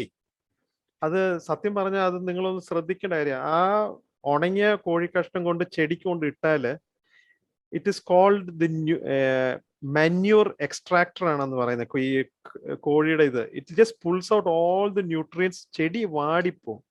അത് ടാക്കിൾ ചെയ്യുന്നത് എങ്ങനെയാന്ന് ചോദിച്ചാല്, ആ ഉണങ്ങിയ കോഴിക്കഷ്ടം അങ്ങോട്ട് നിലത്തോട്ട് ഇച്ചിരി വെള്ളം അങ്ങോട്ട് ഇട്ട് കഴിഞ്ഞിട്ട് ഒരു പുട്ടിന്റെ ഒരു പരുവം പോലെ ഒന്ന് ആക്കി വെച്ചാല് അത് കഴിഞ്ഞിട്ട് ഒന്ന് മൂടി വെച്ചാൽ മതി. And you leave it for about weeks. എല്ലാ ദിവസവും നിങ്ങൾ തുറന്നു നോക്കി നിങ്ങൾ ആ കൈ മേളി വെക്കുമ്പോൾ അതിന്റെ ഹീറ്റ് അറിയാൻ പറ്റും. അതാണ് എല്ലാവരും പറയുന്ന ഈ that is the urea that is coming out from it. So ഈ ചൂട് സമയത്ത് നമ്മൾ ഈ വെള്ളം കുടിക്കാതിരിക്കുമ്പോൾ നമ്മുടെ യൂറിയയും കൂടും. യൂറിയ കൂടാതെ ക്രിയാറ്റിൻ മാത്രം കൂടുന്നുണ്ടെങ്കിൽ that is a kidney problem. രണ്ടും കൂടുന്നുണ്ടെങ്കിൽ it is due to other factors. ഒന്നെങ്കിൽ നമ്മളിപ്പം ഒരു വ്യക്തി ഡയറിയ ആയിട്ട് വയറ്റിളക്കം, അങ്ങ് വയറിളകിക്കൊണ്ടിരിക്കുക, ആ പുള്ളിയുടെ ക്രിയാറ്റിൻ കൂടും. അതിനുവേണ്ടിയാണ് ഞങ്ങൾ പറയുന്നത്, നിങ്ങൾ ഉടനെ ഇങ്ങനെ ഈ കോളറയൊക്കെ വരുമ്പം നിങ്ങൾ ചെറുപ്രായത്തിലൊക്കെ ചിലരൊക്കെ കണ്ടു കാണും, ഈ കോളറയിൽ അങ്ങ് നിൽക്കാതാണ് ഡയറിയ വരുന്നത്, കൊളാപ്സ് ചെയ്താണ് പേഷ്യന്റ് വരുന്നത്, BP എല്ലാം. അന്നേരം ഞങ്ങൾ ഫ്ലൂയിഡ് ഇങ്ങനെ റഷ് ചെയ്തുകൊണ്ട് യു ആർ ലൂസിങ് ഫ്ലൂയിഡ്. അന്നേരം യൂറിയയും കൂടുതലായിരിക്കും. ഈ വെള്ളം കുടിച്ച ക്രിയാറ്റിൻ കുറയുന്നെന്ന് പറയുന്നത് actually yes, if you are not hydrated well, നിങ്ങൾ ആവശ്യത്തിന് ഹൈഡ്രേറ്റഡ് അല്ലെങ്കിൽ നിങ്ങൾ ക്രിയാറ്റിൻ കൂടും. ബീഫും കഴിച്ച് പോയി ചെക്ക് ചെയ്താൽ ക്രിയാറ്റിൻ കൂടും, പച്ചക്കറി പിന്നെ കഴിച്ചു കഴിഞ്ഞാൽ ക്രിയാറ്റിൻ കുറയും. So those R fluctuations. അത് ഞങ്ങളുടെ ക്ലിനിക്കൽ അസസ്മെന്റിനാണ്. ഇപ്പം അൺകൺട്രോൾഡ് ഷുഗേഴ്സ് വെരി ഹൈ, ഷുഗറിന്റെ ആ ഓസ്മോലൈറ്റ് എന്ന് പറയുന്ന ശരീരത്തിൽ സാധാരണ ഇപ്പം നമ്മൾ നോക്കുക, ഹൈ ഷുഗേഴ്സ് നോക്കുമ്പോൾ ക്രിയാറ്റിൻ കൂടുതലായിരിക്കും. 300, 400 ഒക്കെ ഷുഗർ ഉള്ളവരുടെ ഒക്കെ ക്രിയാറ്റിൻ 1.6, 1.8. ആ ഷുഗർ തന്നെ അങ്ങോട്ട് കൺട്രോൾ ചെയ്യുമ്പം അതിന്റെ ഓസ്മോട്ടിക് എഫക്റ്റ് എല്ലാം അങ്ങോട്ട് മാറി കഴിയുമ്പം ക്രിയാറ്റിൻ അങ്ങ് കുറയും. സോ ദാറ്റ് ഇസ്, നമ്മൾ ആ സാഹചര്യങ്ങൾ നോക്കണം. So that is one thing. ഛർദില് വയറ്റിളക്കം ഉള്ളവർക്കൊക്കെ ഞങ്ങൾ ഒരുപാട് ഫ്ലൂയിഡ്സ് കുടിക്കാൻ പറയും. ട്രാൻസ്പ്ലാന്റ് കഴിയുമ്പം, പ്രത്യേകിച്ച് ഇപ്പൊ അച്ഛൻ പറഞ്ഞ പോലെ ട്രാൻസ്പ്ലാന്റ് കഴിഞ്ഞപ്പം ഞാൻ അച്ഛന്റെ ഇതിന്റെ പ്രത്യേകിച്ച് ഞാൻ why I'm not worried about him is എനിക്കറിയാം why it is high. That is why I am actually not worried. So the simple reason is ഞങ്ങൾ ഈ പുതിയ ഒരു കിഡ്നി ഒരു വ്യക്തിക്ക് വെക്കുമ്പം ആ പേഷ്യന്റ് ഡയാലിസിസിൽ ഇരിക്കുമ്പം 2 കിഡ്നിയും വർക്ക് ചെയ്യാതെ ഈ ഡയാലിസിസിൽ കൂടാണ് ഇതിന്റെ യൂറിയ എല്ലാം ഇറക്കുന്നത്. ട്രാൻസ്പ്ലാന്റ് അങ്ങോട്ട് ചെയ്ത് കഴിയുമ്പോൾ വീൽ സ്റ്റോപ്പ് ഡയാലിസിസ്. ഒരു ഫാന്റാസ്റ്റിക് ഒരു കാഴ്ചയാണ്. ആ ട്രാൻസ്പ്ലാന്റ് തിയേറ്ററിൽ ഞങ്ങളൊക്കെ പഠിക്കുമ്പോൾ എൻ്റെ സ്റ്റുഡൻസ് ഒക്കെ പോയി we tell them to go see. അത് അങ്ങോട്ട് കണക്ട് ചെയ്ത് ഞങ്ങൾ പറയുന്ന ഈ ക്ലാമ്പ് അങ്ങോട്ട് റിലീസ് ചെയ്ത് ആ ബ്ലഡ് അങ്ങോട്ട് ആ വെച്ച കിഡ്നിക്കകത്തോട്ട് ചെല്ലുമ്പം ഇറ്റ് ജസ്റ്റ് അതങ്ങ് ചുമന്ന് അങ്ങ് പിങ്കപ്പ് ചെയ്യും. രക്തം അങ്ങോട്ട് ചെല്ലും, ഒരു ജീവൻ വരുന്ന പോലെ അതങ്ങ് പിങ്കപ്പ് ചെയ്യും. Within the next few seconds താഴെ ബാഗ് നോക്കുമ്പം യൂറിൻ വരുന്ന കാണാം.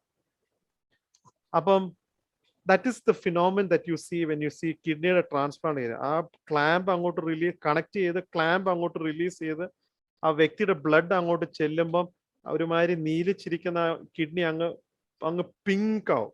എൻ്റെ ഈ കളർ പോലെ പിങ്ക് ഷർട്ട് പോലെ ഇങ്ങനെ അങ്ങ് it is filled with blood. അതിന് ജീവൻ വരുന്ന പോലെ.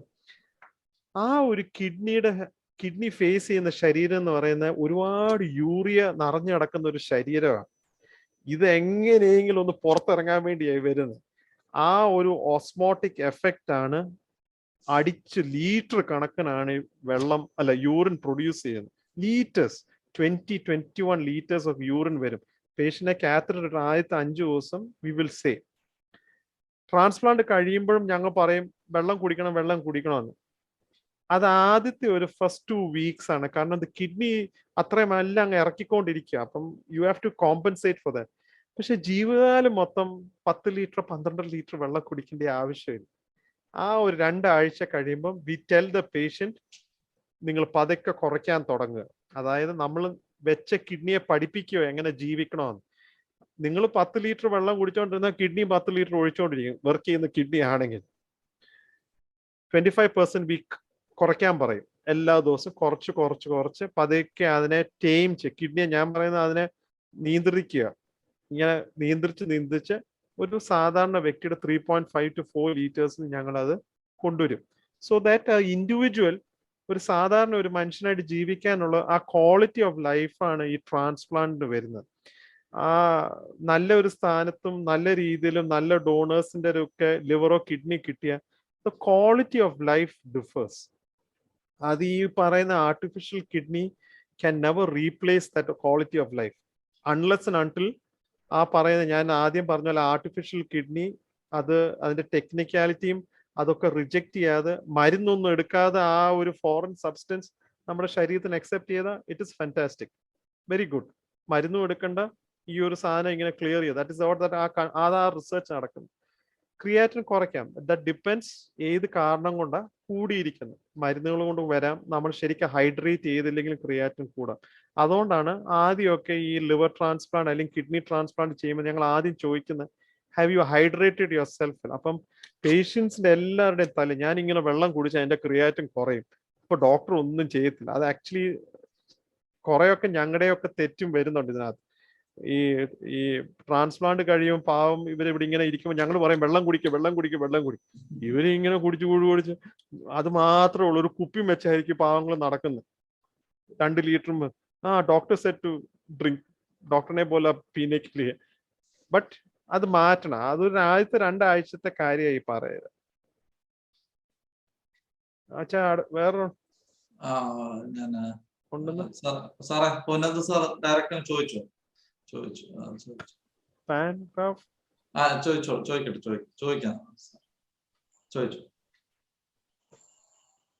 സാറേ മ്യൂട്ട് ചെയ്തിരിക്കുകയാണേ. അൺമ്യൂട്ട് ചെയ്ത് ഈ ട്രാൻസ്പ്ലാന്റ് കഴിഞ്ഞ പേഷ്യൻസില് ഇപ്പോ കുറച്ച് വർഷങ്ങളാവപ്പോ ശരിക്കും ഒരു 4-5-8 വർഷമൊക്കെ ആവുമ്പോഴേ ഈ കിഡ്നി പ്രോബ്ലം ഡിറ്റക്ട് ചെയ്യുന്ന ഒരു സാഹചര്യത്തിൽ ഈ പാൻഗ്രാഫ് മാറ്റി എവറോലിമസ് കൊടുക്കുന്നതിന്റെ പിന്നിലെ സയൻസ് എന്താണ് ഡോക്ടർ? Okay, very simple. ഞാൻ പറഞ്ഞില്ലേ പാൻഗ്രാഫും CNI long term effects of Prograf and CNI. ഞങ്ങൾ ഈ ഗ്രൂപ്പ് എന്ന് പറയുന്നത് CNI സൈക്ലോസ്പോറിൻ ഉണ്ടായിരുന്നു.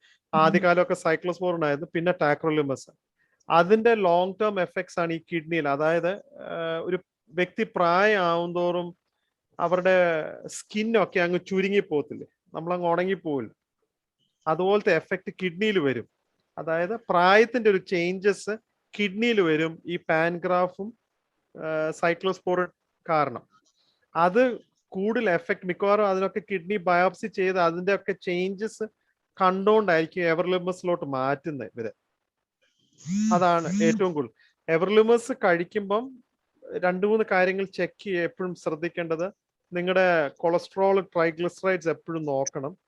പിന്നെ യൂറിൻ അനാലിസിസ് നോക്കണം. അത് എപ്പോഴും എന്തുകൊണ്ട് എവർലിമസ് കാരണം കൊണ്ട് പ്രോട്ടീൻ ലീക്കേജ് എന്തെങ്കിലും വരുന്നുണ്ടോ എന്ന് നോക്കണം. പക്ഷെ that usually the liver transplant അവർ വളരെ കാര്യമായിട്ടാണ് അത് നോക്കുന്നത്. ഇവർ ചേഞ്ച് ചെയ്യുന്ന ഇതായിരിക്കും ഏറ്റവും ഒന്ന്. That is one reason.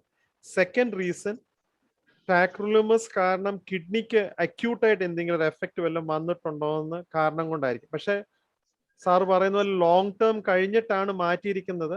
ഈ പറയുന്ന ഈ ഒരു പ്രായത്തിന് ആ ചേഞ്ചസ്, ഏജ് റിലേറ്റഡ് ടാക്രലിമസ് കാരണം കിഡ്നിക്ക് വരുന്ന ആ ചേഞ്ചസ് ക്രോണിക് ആയിട്ട് വരാതിരിക്കാൻ വേണ്ടിയാണ് മാറ്റുന്നത്. ആ സമയത്ത് എവർലിമസ് ഇസ് ഗുഡ്.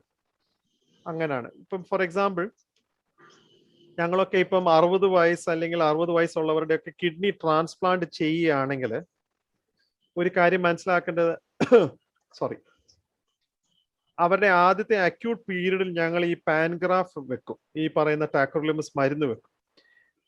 ഞങ്ങൾക്കറിയാം ഇപ്പം ഒരു 60 വയസ്സുള്ള കിഡ്നി ആ ഒരു വ്യക്തിക്ക് കൊടുത്തിരിക്കുന്നത്. അപ്പൊ മനസ്സിലാക്കണം, 60 വയസ്സുള്ള വ്യക്തി കിഡ്നി കൊടുത്തിട്ടുണ്ടെങ്കിൽ ആ കിഡ്നിയുടെ പ്രായം 60 വയസ്സാണ്. ആ പറയുന്ന വ്യക്തിയുടെ ക്രിയാറ്റിൻ 0.6 ആയിരിക്കും, നോർമൽ ആയിരിക്കും കിഡ്നി എടുത്തത്.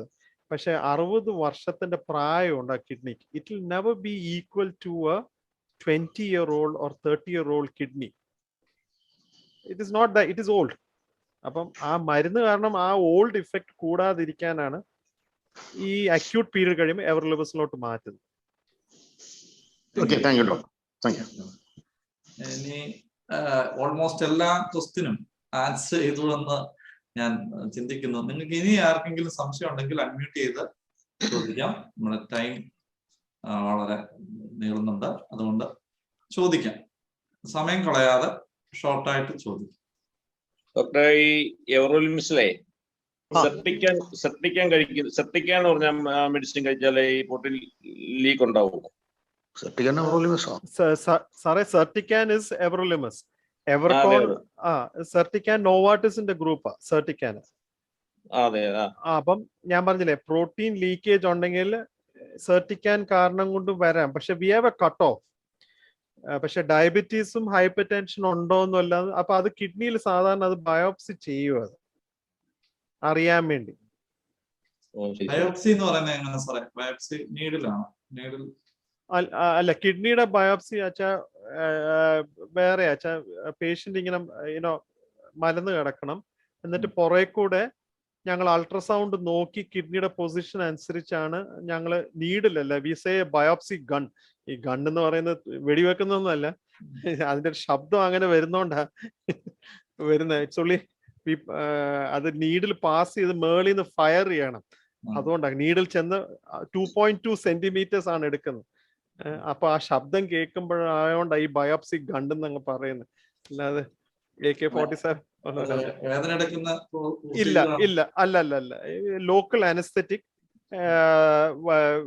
അനസ്തെറ്റിക് കൊടുക്കും. അൾട്രാസൗണ്ട് പൊസിഷൻ കണ്ടിട്ടാണ് ഞങ്ങൾ കണ്ടുകൊണ്ടാണ് ആ നീഡിൽ അവിടെ ചെന്നിട്ട് ഞങ്ങൾ ഫയർ ചെയ്യുന്നത്. ബൈ ഗോഡ്സ് ഗ്രേസ് ഞങ്ങൾ ഇവിടെ CMC ഒരു വർഷത്തിൽ ഒരു 1500 മിനിമം കിഡ്നി ബയോപ്സി ചെയ്യും. ഞാൻ എണ്ണം ദൈവകൃപയാല് ദൈവം ഒരുപാട് നടത്തിയിട്ടുണ്ട്. He has taken care of many things. ഇതിന്റെ കോംപ്ലിക്കേഷൻ ഇസ് 1 to 5%. അത് എന്തുവാന്ന് ചോദിച്ചാൽ, ബയോപ്സി ചെയ്ത് കഴിഞ്ഞാൽ കിഡ്നിന്ന് ബ്ലീഡിങ് വരുന്നത്. ഒരു കാര്യം, ആ നെഗറ്റീവ് മാത്രം ചിന്തിക്കല്ലേ. ഞാൻ പറയുന്നത് 95% 95 to 96% it's a safe procedure. 1 to 4% ആണ് you can have mild bleeding or severe bleeding.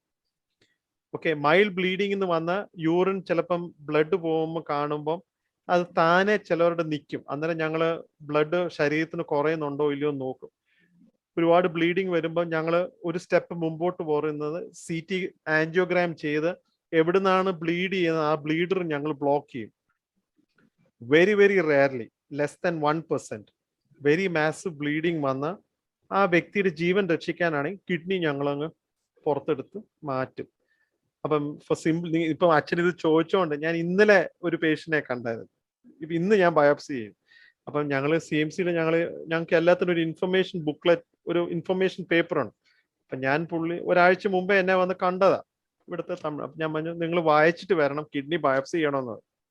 അപ്പൊ ഈ കിഡ്നി ബയോപ്സി ചെയ്യുമ്പോൾ വേറൊരു കാര്യം നിങ്ങൾ ഞങ്ങൾ ഡോക്ടേഴ്സ് മറന്നാലും നിങ്ങൾ ആസ്പിറിൻ, ക്ലോപ്പിഡോഗ്രിൽ ഇങ്ങനത്തെ 2 മരുന്ന് കഴിക്കുന്നുണ്ട്. ഈ 2 മരുന്നും പിന്നെ വോഫറിൻ അല്ലെങ്കിൽ അസിട്രോം, ഈ 4 മരുന്ന് നിങ്ങൾ ആരെങ്കിലും കഴിക്കുന്നുണ്ടെങ്കിൽ കിഡ്നി ബയോപ്സി ചെയ്യുകയാണെങ്കിൽ ഡോക്ടർ ചോദിച്ചില്ലെങ്കിലും നിങ്ങൾ പറയണം, ഡോക്ടറെ ഞങ്ങൾ ഈ മരുന്ന് കഴിക്കുന്നുണ്ട് കേട്ടോ. എന്താ കാരണം എന്ന് ചോദിച്ചാൽ ഈ മരുന്നിന്റെ മുകളിൽ ബയോപ്സി ചെയ്യും. ഈ പറയുന്ന മരുന്നുകളെല്ലാം ശരീരത്തിന്റെ ഉള്ളിൽ ക്ലോട്ടിങ് വരാതിരിക്കാൻ വേണ്ടി ബ്ലഡ് വളരെ തിന്നായിട്ട് വെക്കുന്ന ഒരു കാര്യം. അപ്പം ബ്ലഡ് തിന്നായിട്ട് ഇരിക്കുന്നിടത്ത് കയറി പോയി ബയോപ്സി ചെയ്ത അവൻ അവിടുന്ന് ബ്ലീഡ് ചെയ്തുകൊണ്ടിരിക്കും. അപ്പം ഈ പറയുന്ന ആസ്പിറിൻ, ക്ലോപ്പിഡോഗ്രിൽ ഒരു 5-7 ദിവസം നിർത്തിയിട്ട് വേണം നമ്മൾ ബയോപ്സി ചെയ്യാൻ. വാർഫറിൻ ഒക്കെ അതിന്റെ ടെസ്റ്റ് ചെയ്ത് അത് മരുന്ന് നിർത്തിയിട്ട് വേണം ചെയ്യാൻ. അപ്പം ചോദിച്ചില്ലെങ്കിലും നിങ്ങൾ പറയണം. ഡോക്ടർ ചോദിച്ചില്ല ഞാൻ പറഞ്ഞില്ലെന്ന് മാത്രമേ, നിങ്ങളുടെ ശരീരമാണ്. അപ്പം യു ഷുഡ് ബി, കാരണം ഈ തിരക്ക് സമയത്തൊക്കെ ഇറ്റ് ക്യാൻ ഹാപ്പൻ. അപ്പം ആ പേഷ്യന്റ് പോയി കണ്ടിട്ട് വന്ന് ഇന്നലെ എന്നെ കണ്ടു. പുള്ളി ഇൻഫർമേഷൻ ബുക്ക്ലെറ്റ്, ഇപ്പൊ ഞങ്ങളുടെ ഇൻഫർമേഷൻ ബുക്ക്ലെറ്റ് ലെസ് ദാൻ 1%, പുള്ളി അത് ഒരു 0.6% പുള്ളി തന്നെ അങ്ങ് ആക്കി. എനിക്കൊന്ന് അപ്പച്ചനോ ഗോകുൽ അപ്പച്ചനോ അമ്മച്ചോ എല്ലാം പറഞ്ഞതായിരിക്കും. പുള്ളി വന്ന് എന്നോട് ചോദിച്ചു, ഡോക്ടറെ ഒരു 0.6% ഇറുക്കല്ല, ബ്ലീഡിങ് അല്ല വെറുതെ അതുക്ക് എണ്ണ പണ്ണ പോറാൻ പറഞ്ഞു. 0.6% ബ്ലീഡിങ് വരും, അപ്പൊ ബാക്കി 99.4% ബ്ലീഡിങ് ഇല്ലല്ലോ, അതേ കയറി അങ്ങ് പിടിച്ചാൽ മതി എന്ന് പറഞ്ഞു. So the thing is, by God's grace, പൊങ്ങച്ചില്ല, it is lot of God's grace in this. എന്തു ചെയ്താലും ആ ഒരു ഗൈഡൻസ് ദൈവം തരണം.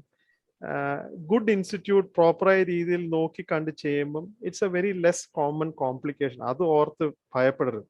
പിന്നെ എൻ്റെ ജീവിതത്തിൽ ഇത്രയും വർഷം ഞാൻ കണ്ടിട്ടുള്ളത്, ഹാർട്ടിനെക്കാട്ടിലും ലിവറിനെക്കാട്ടിലും കൂടുതൽ ഇഷ്ടം, സ്നേഹവും വാത്സല്യവും എല്ലാവർക്കും ഉള്ളത് കിഡ്നിയോടാണ്. അത് ഞാൻ മനസ്സിലാക്കിയത്, തമാശയാണെങ്കിലും ഞാൻ മനസ്സിലാക്കിയത്,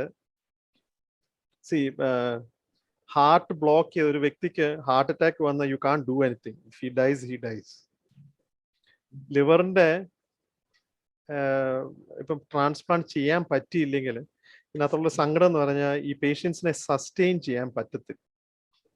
ഒരു ഡയാലിസിസോ വല്ലതും ചെയ്ത് ലിവറോ അല്ലെങ്കിൽ ഹാർട്ടിനോ ഒക്കെ ഡയാലിസിസ് ചെയ്യാൻ ഒരു വ്യക്തിക്ക് ഒരു പെട്ടെന്നൊരു ബൈപ്പാസ് ഒക്കെ ചെയ്യാൻ പൈസ ഇല്ലെങ്കിലോ അല്ലെങ്കിൽ ബൈപ്പാസ് ചെയ്യാൻ പറ്റാത്ത ഒരു സ്ഥിതിയാണെങ്കിൽ you can sustain these individuals. കിഡ്നിക്കുള്ള ഒരു വലിയ, എല്ലാവരും പറയുന്ന ഒരു വലിയ അഡ്വാൻറ്റേജ് ആരാ? ഞങ്ങളുടെ പ്രൊഫഷനിൽ ഞങ്ങൾക്കൊരു പ്രശ്നവുമില്ല, ഞങ്ങൾക്ക് സസ്റ്റെയിൻ ചെയ്യാം, കയറി അങ്ങ് ഡയാലിസിസിൽ ഇടുക. പക്ഷെ ഒരു ഡയാലിസിസ് പേഷ്യന്റെ ജീവിതം എന്ന് പറയുന്നത് it is not that easy. It is, ശരിയാണ് ഞങ്ങൾ സസ്റ്റെയിൻ ചെയ്യാം, പക്ഷെ നീറിയാ ഇവർ ജീവിക്കുന്നത് കേട്ടോ. ആഴ്ചയിൽ 2 തവണ പോയി ബെഡേ കടന്ന് നീഡിൽ കുത്തി ഡയാലിസിസും കൊടുത്ത് 1500-2500 രൂപ പൈസയും ചെലവാക്കി നിൽക്കുവോ? തീരാൻ പറ്റുമോ? സ്വയം മരിക്കാൻ ഒന്ന് ആഗ്രഹിച്ചാലും ഡയാലിസിസ് ചെയ്തുകൊണ്ടിരുന്ന ഞങ്ങൾക്ക് ഇങ്ങനെ വെച്ചോണ്ടിരിക്കാം. ഈ ഇവരുടെ അതുകൊണ്ട് എല്ലാവർക്കും അങ്ങ് they don't want to struggle like that. ആരും ആഗ്രഹിക്കാത്ത ഒരു കാര്യം. എങ്ങനെയെങ്കിലും പോവാൻ പറ്റുകയാണെങ്കിൽ പോവുക, പക്ഷെ ഇങ്ങനെ ഒരു ജീവിതം ഒരു കടപ്പായി കഴിഞ്ഞാൽ ഒരു ജീവിതം ഓർത്തു നോക്കി. അതുപോലെ തന്നെ ഈ ഡയാലിസിസ്. അതുകൊണ്ടാണ് ഞങ്ങളൊക്കെ പഠിക്കുന്ന ട്രാൻസ്പ്ലാന്റ് ചെയ്യാനും ഡയാലിസിസ് ആക്ച്വലി ചെയ്യാൻ വേണ്ടി ആഗ്രഹിച്ചുകൊണ്ടല്ല നെഫ്രോളജി എടുക്കുന്നത്. സത്യം പറയാൻ, idea is to prevent kidney disease. അത് ഒരു പബ്ലിക് അവയർനെസ് ഈ പറയുന്ന ഇതുപോലത്തെ ഒരു അസോസിയേഷനിൽ കൂടെ നിങ്ങൾ അറിയിക്കാൻ പറ്റുകയാണെങ്കിൽ it is one of the biggest thing. ഞാൻ ആക്ച്വലി മമ്മിയുടെ ചെറുകോൽ മർത്തോമ പള്ളി വെച്ച് ഒരു പ്രസന്റേഷൻ ചെയ്തായിരുന്നു കിഡ്നിയെ കുറിച്ച്. ഞാൻ അച്ഛൻ്റെ അടുത്ത് അത് ഷെയർ ചെയ്യാം. Yes. അപ്പം അത് ഇംഗ്ലീഷിലാണെങ്കിലും ആർക്കെങ്കിലും അത് ട്രാൻസ്ലേറ്റ് ട്രാൻസ്ലേറ്റ് ചെയ്ത് കൊടുക്കാം. അങ്ങനെ ഒരു പ്രിപ്പയർ ചെയ്തപ്പോഴാണ് അറിയുന്ന ബൈബിൾ എന്തുവാണ് കിഡ്നിയെയും ലിവറിനെ കുറിച്ച് പറയുന്നത് ഞാൻ അന്നേരം ആദ്യം മനസ്സിലാക്കിയത്. ബൈബിളിനകത്തുണ്ട് കിഡ്നിയെയും ലിവറിനെയും കുറിച്ച്. അച്ഛനറിയായിരിക്കും. ഞാൻ കണ്ടത് സത്യം പറഞ്ഞ ബൈബിൾ തപ്പിയല്ല കണ്ടത് കേട്ടോ. അത് ഞാൻ കൂടെ സത്യം പറയട്ടെ. ഞങ്ങളുടെ നെഫ്രോളജിയുടെ ജേർണൽ ഇങ്ങനെ സെർച്ച് ചെയ്തപ്പം one of the leading journals ഞങ്ങളുടെ നെഫ്രോളജിയില് ബൈബിൾ കിഡ്നി ഇൻ ദ ബൈബിളിനെ കുറിച്ചാണ് article. I was very surprised. ആ പുള്ളിക്കാരൻ എഴുതിയ ആർട്ടിക്കിൾ ബൈബിളിനകത്ത് കോട്ട് ചെയ്തുള്ള കാര്യങ്ങൾ കണ്ടപ്പോൾ എന്നിട്ടാണ് ഞാൻ പിന്നെ തിരിച്ച് റെഫർ ചെയ്തത്. സത്യം പറഞ്ഞ് തിരിച്ചാ ചെയ്യേണ്ടത്. ബട്ട് അതിനകത്ത് ഞാനൊരു പ്രസന്റേഷൻ ചെയ്തിട്ടുണ്ട്. അച്ഛന് ഞാൻ അത് അയക്കാം.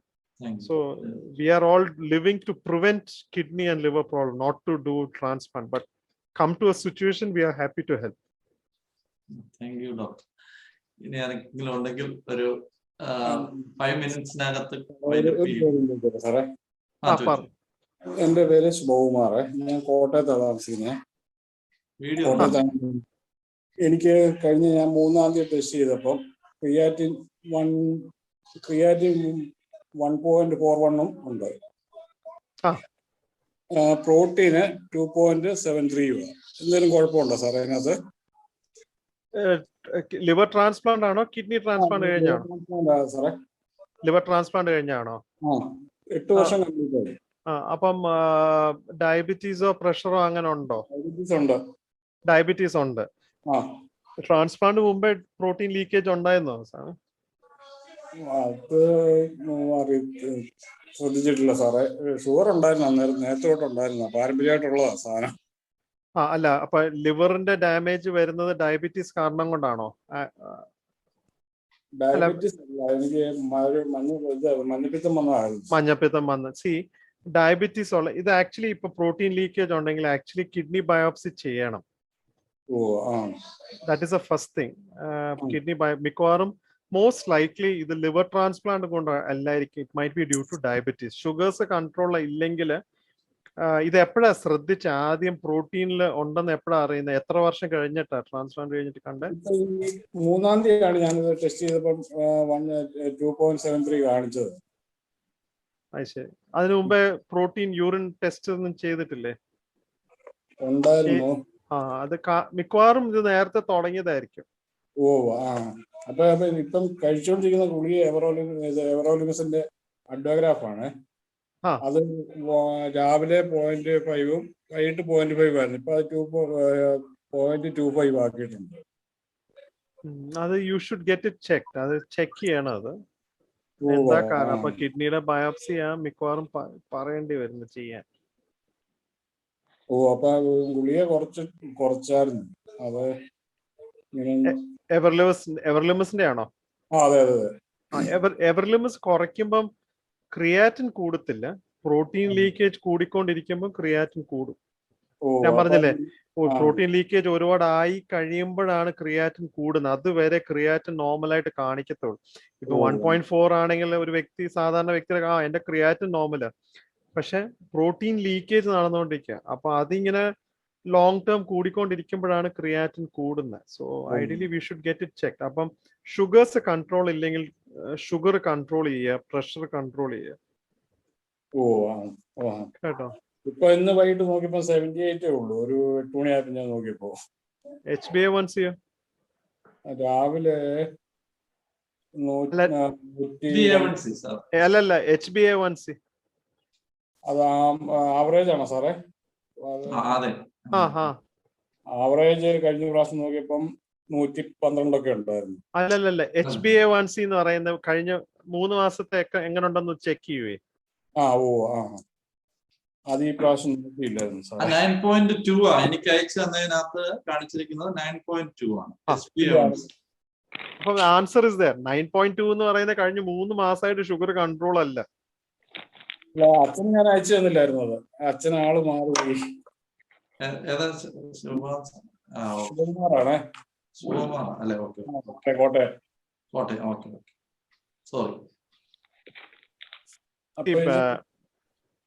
എവർലിമസ് നിങ്ങള് ഐ തിങ്ക് നിങ്ങളുടെ ട്രാൻസ്പ്ലാന്റ് ഫിസിഷ്യനോട് സംസാരിക്കണം.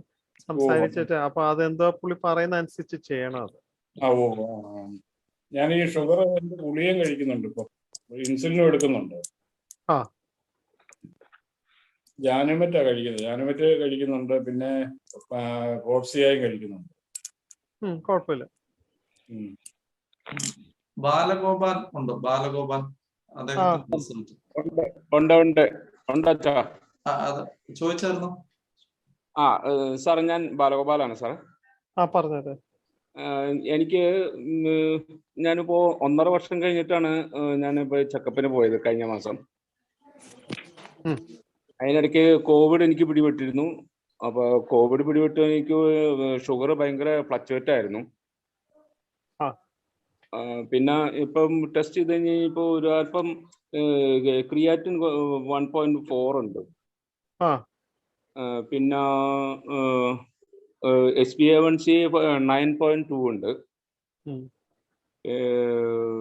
ട്രാക്കോളിമിസ് 4.27. അപ്പൊ ഞാൻ ഒരു 3 വർഷത്തോളമായിട്ട് 0.5 ആണ് പാൻഗ്രാഫ് കഴിക്കുന്നത്.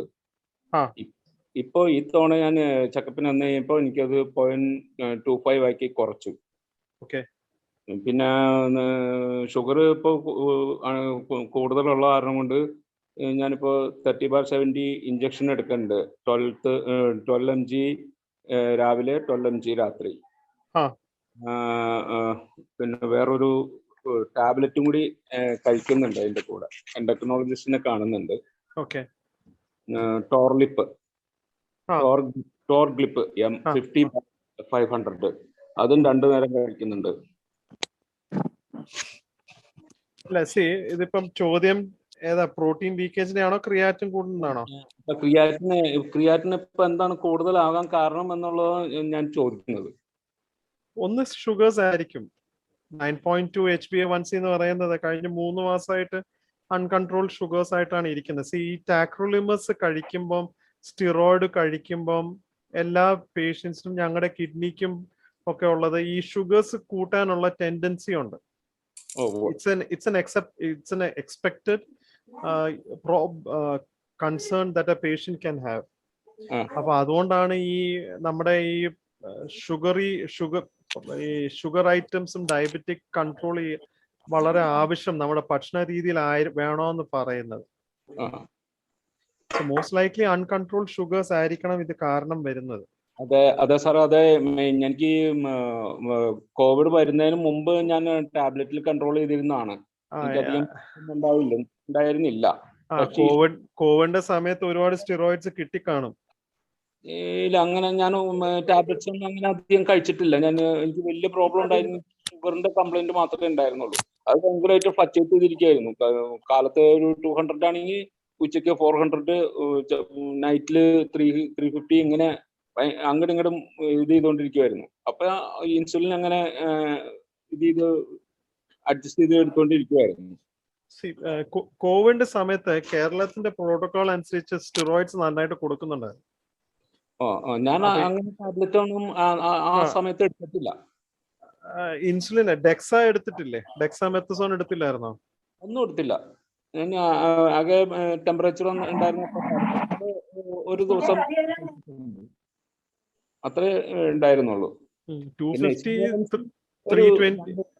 HbA1c 2 തവണയായിട്ട് ഒരു 6.5 അതിങ്ങനെ കുറേശ്ശെ ഇങ്ങനെ റേസ് ചെയ്യുന്നുണ്ടായിരുന്നു. 7.5 ഇങ്ങനെ കുറേശ്ശെ ഇങ്ങനെ കൂടി വരുന്നുണ്ടായിരുന്നു എനിക്ക് മുമ്പ്. ഈ നിങ്ങളാണ് ഈ ഷോർട്ട് 23.5 അതൊക്കെ അയച്ചത്? 19.7 അല്ല, ടാക്രോലിമസ് ലെവൽ 4.2 അല്ലേ? Creatine 1.4, HbA1c 9.2. അതെ. അത് കഴിഞ്ഞിട്ട് ഒരു 2 SHOT ഷോർട്ട് 23.5 അതെന്തോ എനിക്ക് മനസ്സിലായില്ല. SGPT ആയിരിക്കും. SGPT. ഓക്കെ. അതാണ് അയച്ചിരിക്കുന്നത്. ഐ തിങ്ക് ഷുഗേഴ്സ് കൺട്രോൾ ചെയ്യണം സാറേ അത്. അതെ അല്ലേ? Okay. Sugar okay. Thank you sir. എനിക്ക് ഈ IgA നെഫ്രോപ്പതിനെ കുറിച്ചൊന്ന് അറിഞ്ഞാൽ കൊള്ളാന്ന്. IgA nephropathy is a very common kidney അസുഖമാണ്. ചെറുപ്പക്കാർക്ക് വരുന്നതും പ്രായമുള്ളവർക്ക് less common. It's a very common, very common. നമ്മുടെ ഏഷ്യൻ പോപ്പുലേഷനിൽ വളരെ കോമൺ ആയിട്ട് വരുന്ന ഒരു കിഡ്നിയുടെ ഒരു പ്രോബ്ലമാണ്. അപ്പൊ ഈ IgA നെഫ്രോപ്പത്തി എന്ന് പറയുന്നത് നമ്മുടെ ശരീരത്തില് എല്ലാവർക്കും ഉണ്ട് IgA. ഈ പറയുന്ന IgA എന്ന് പറയുന്നത് ഒരു ആന്റിബോഡി. ഞാൻ എൻ്റെ ആന്റിബോഡി എന്ന് പറയുമ്പം ഒരു സോൾജർ പോലുള്ളൊരു സാധനമാണ് ഈ IgA. ഞാൻ മനസ്സിലാക്കാൻ വേണ്ടി എന്ന് മാത്രമേ പറയുന്നുള്ളൂ. അപ്പൊ ഈ IgA ശരീരത്തിൽ കൂടുമ്പോൾ അത് എങ്ങനെ കൂടുന്ന, സാധാരണ ഒരു ഇൻഫെക്ഷനോ അല്ലെങ്കിൽ തൊണ്ടയുടെ ഒരു ഇൻഫെക്ഷൻ വല്ലതും വരുമ്പം ഈ IgA ശരീരത്തിൽ കൂടിയിട്ട് കിഡ്നിയിൽ ഇത് എഫക്റ്റ് ചെയ്യും. ഇവരൊക്കെ ചെറുപ്പക്കാർക്കെല്ലാം ഈ IgA കൂടുന്നത്, ഈ IgA വരുമ്പം ബ്ലഡ് പ്രഷർ, അവരുടെ ബ്ലഡ് പ്രഷറാണ് കൂടുന്നത്. അതാ ഞാൻ ഈ യങ് ഹൈപ്പർടെൻസീവ് കാര്യങ്ങൾ വരുമ്പം ബ്ലഡ് പ്രഷർ കൂടുതലുള്ളവർ ചെക്ക് ചെയ്യുമ്പോൾ ഞാൻ വീണ്ടും പറയുന്നത്, യൂറിൻ എന്തിനു ടെസ്റ്റ് ചെയ്യുന്ന പറയുന്നത്, യൂറിനകത്ത് ബ്ലഡ് പോകുന്നത് it is not normal for a male. ഈ ബ്ലഡ് എന്ന് പറയുന്നത് ഈ RBC ആയിരിക്കും. നിങ്ങൾ ആ യൂറിൻ ടെസ്റ്റ് കാണുമ്പോൾ കാണാം, RBC WBC ഒക്കെ കാണാം. ആ male usually it is 0 to 1. Okay, ലേഡീസിന്റെ അടുത്ത് വരുമ്പം യൂഷ്വലി ലേഡീസിന് ഞങ്ങളത് around 5 വരെ, കാരണം ladies it's very common for them to have blood in the urine.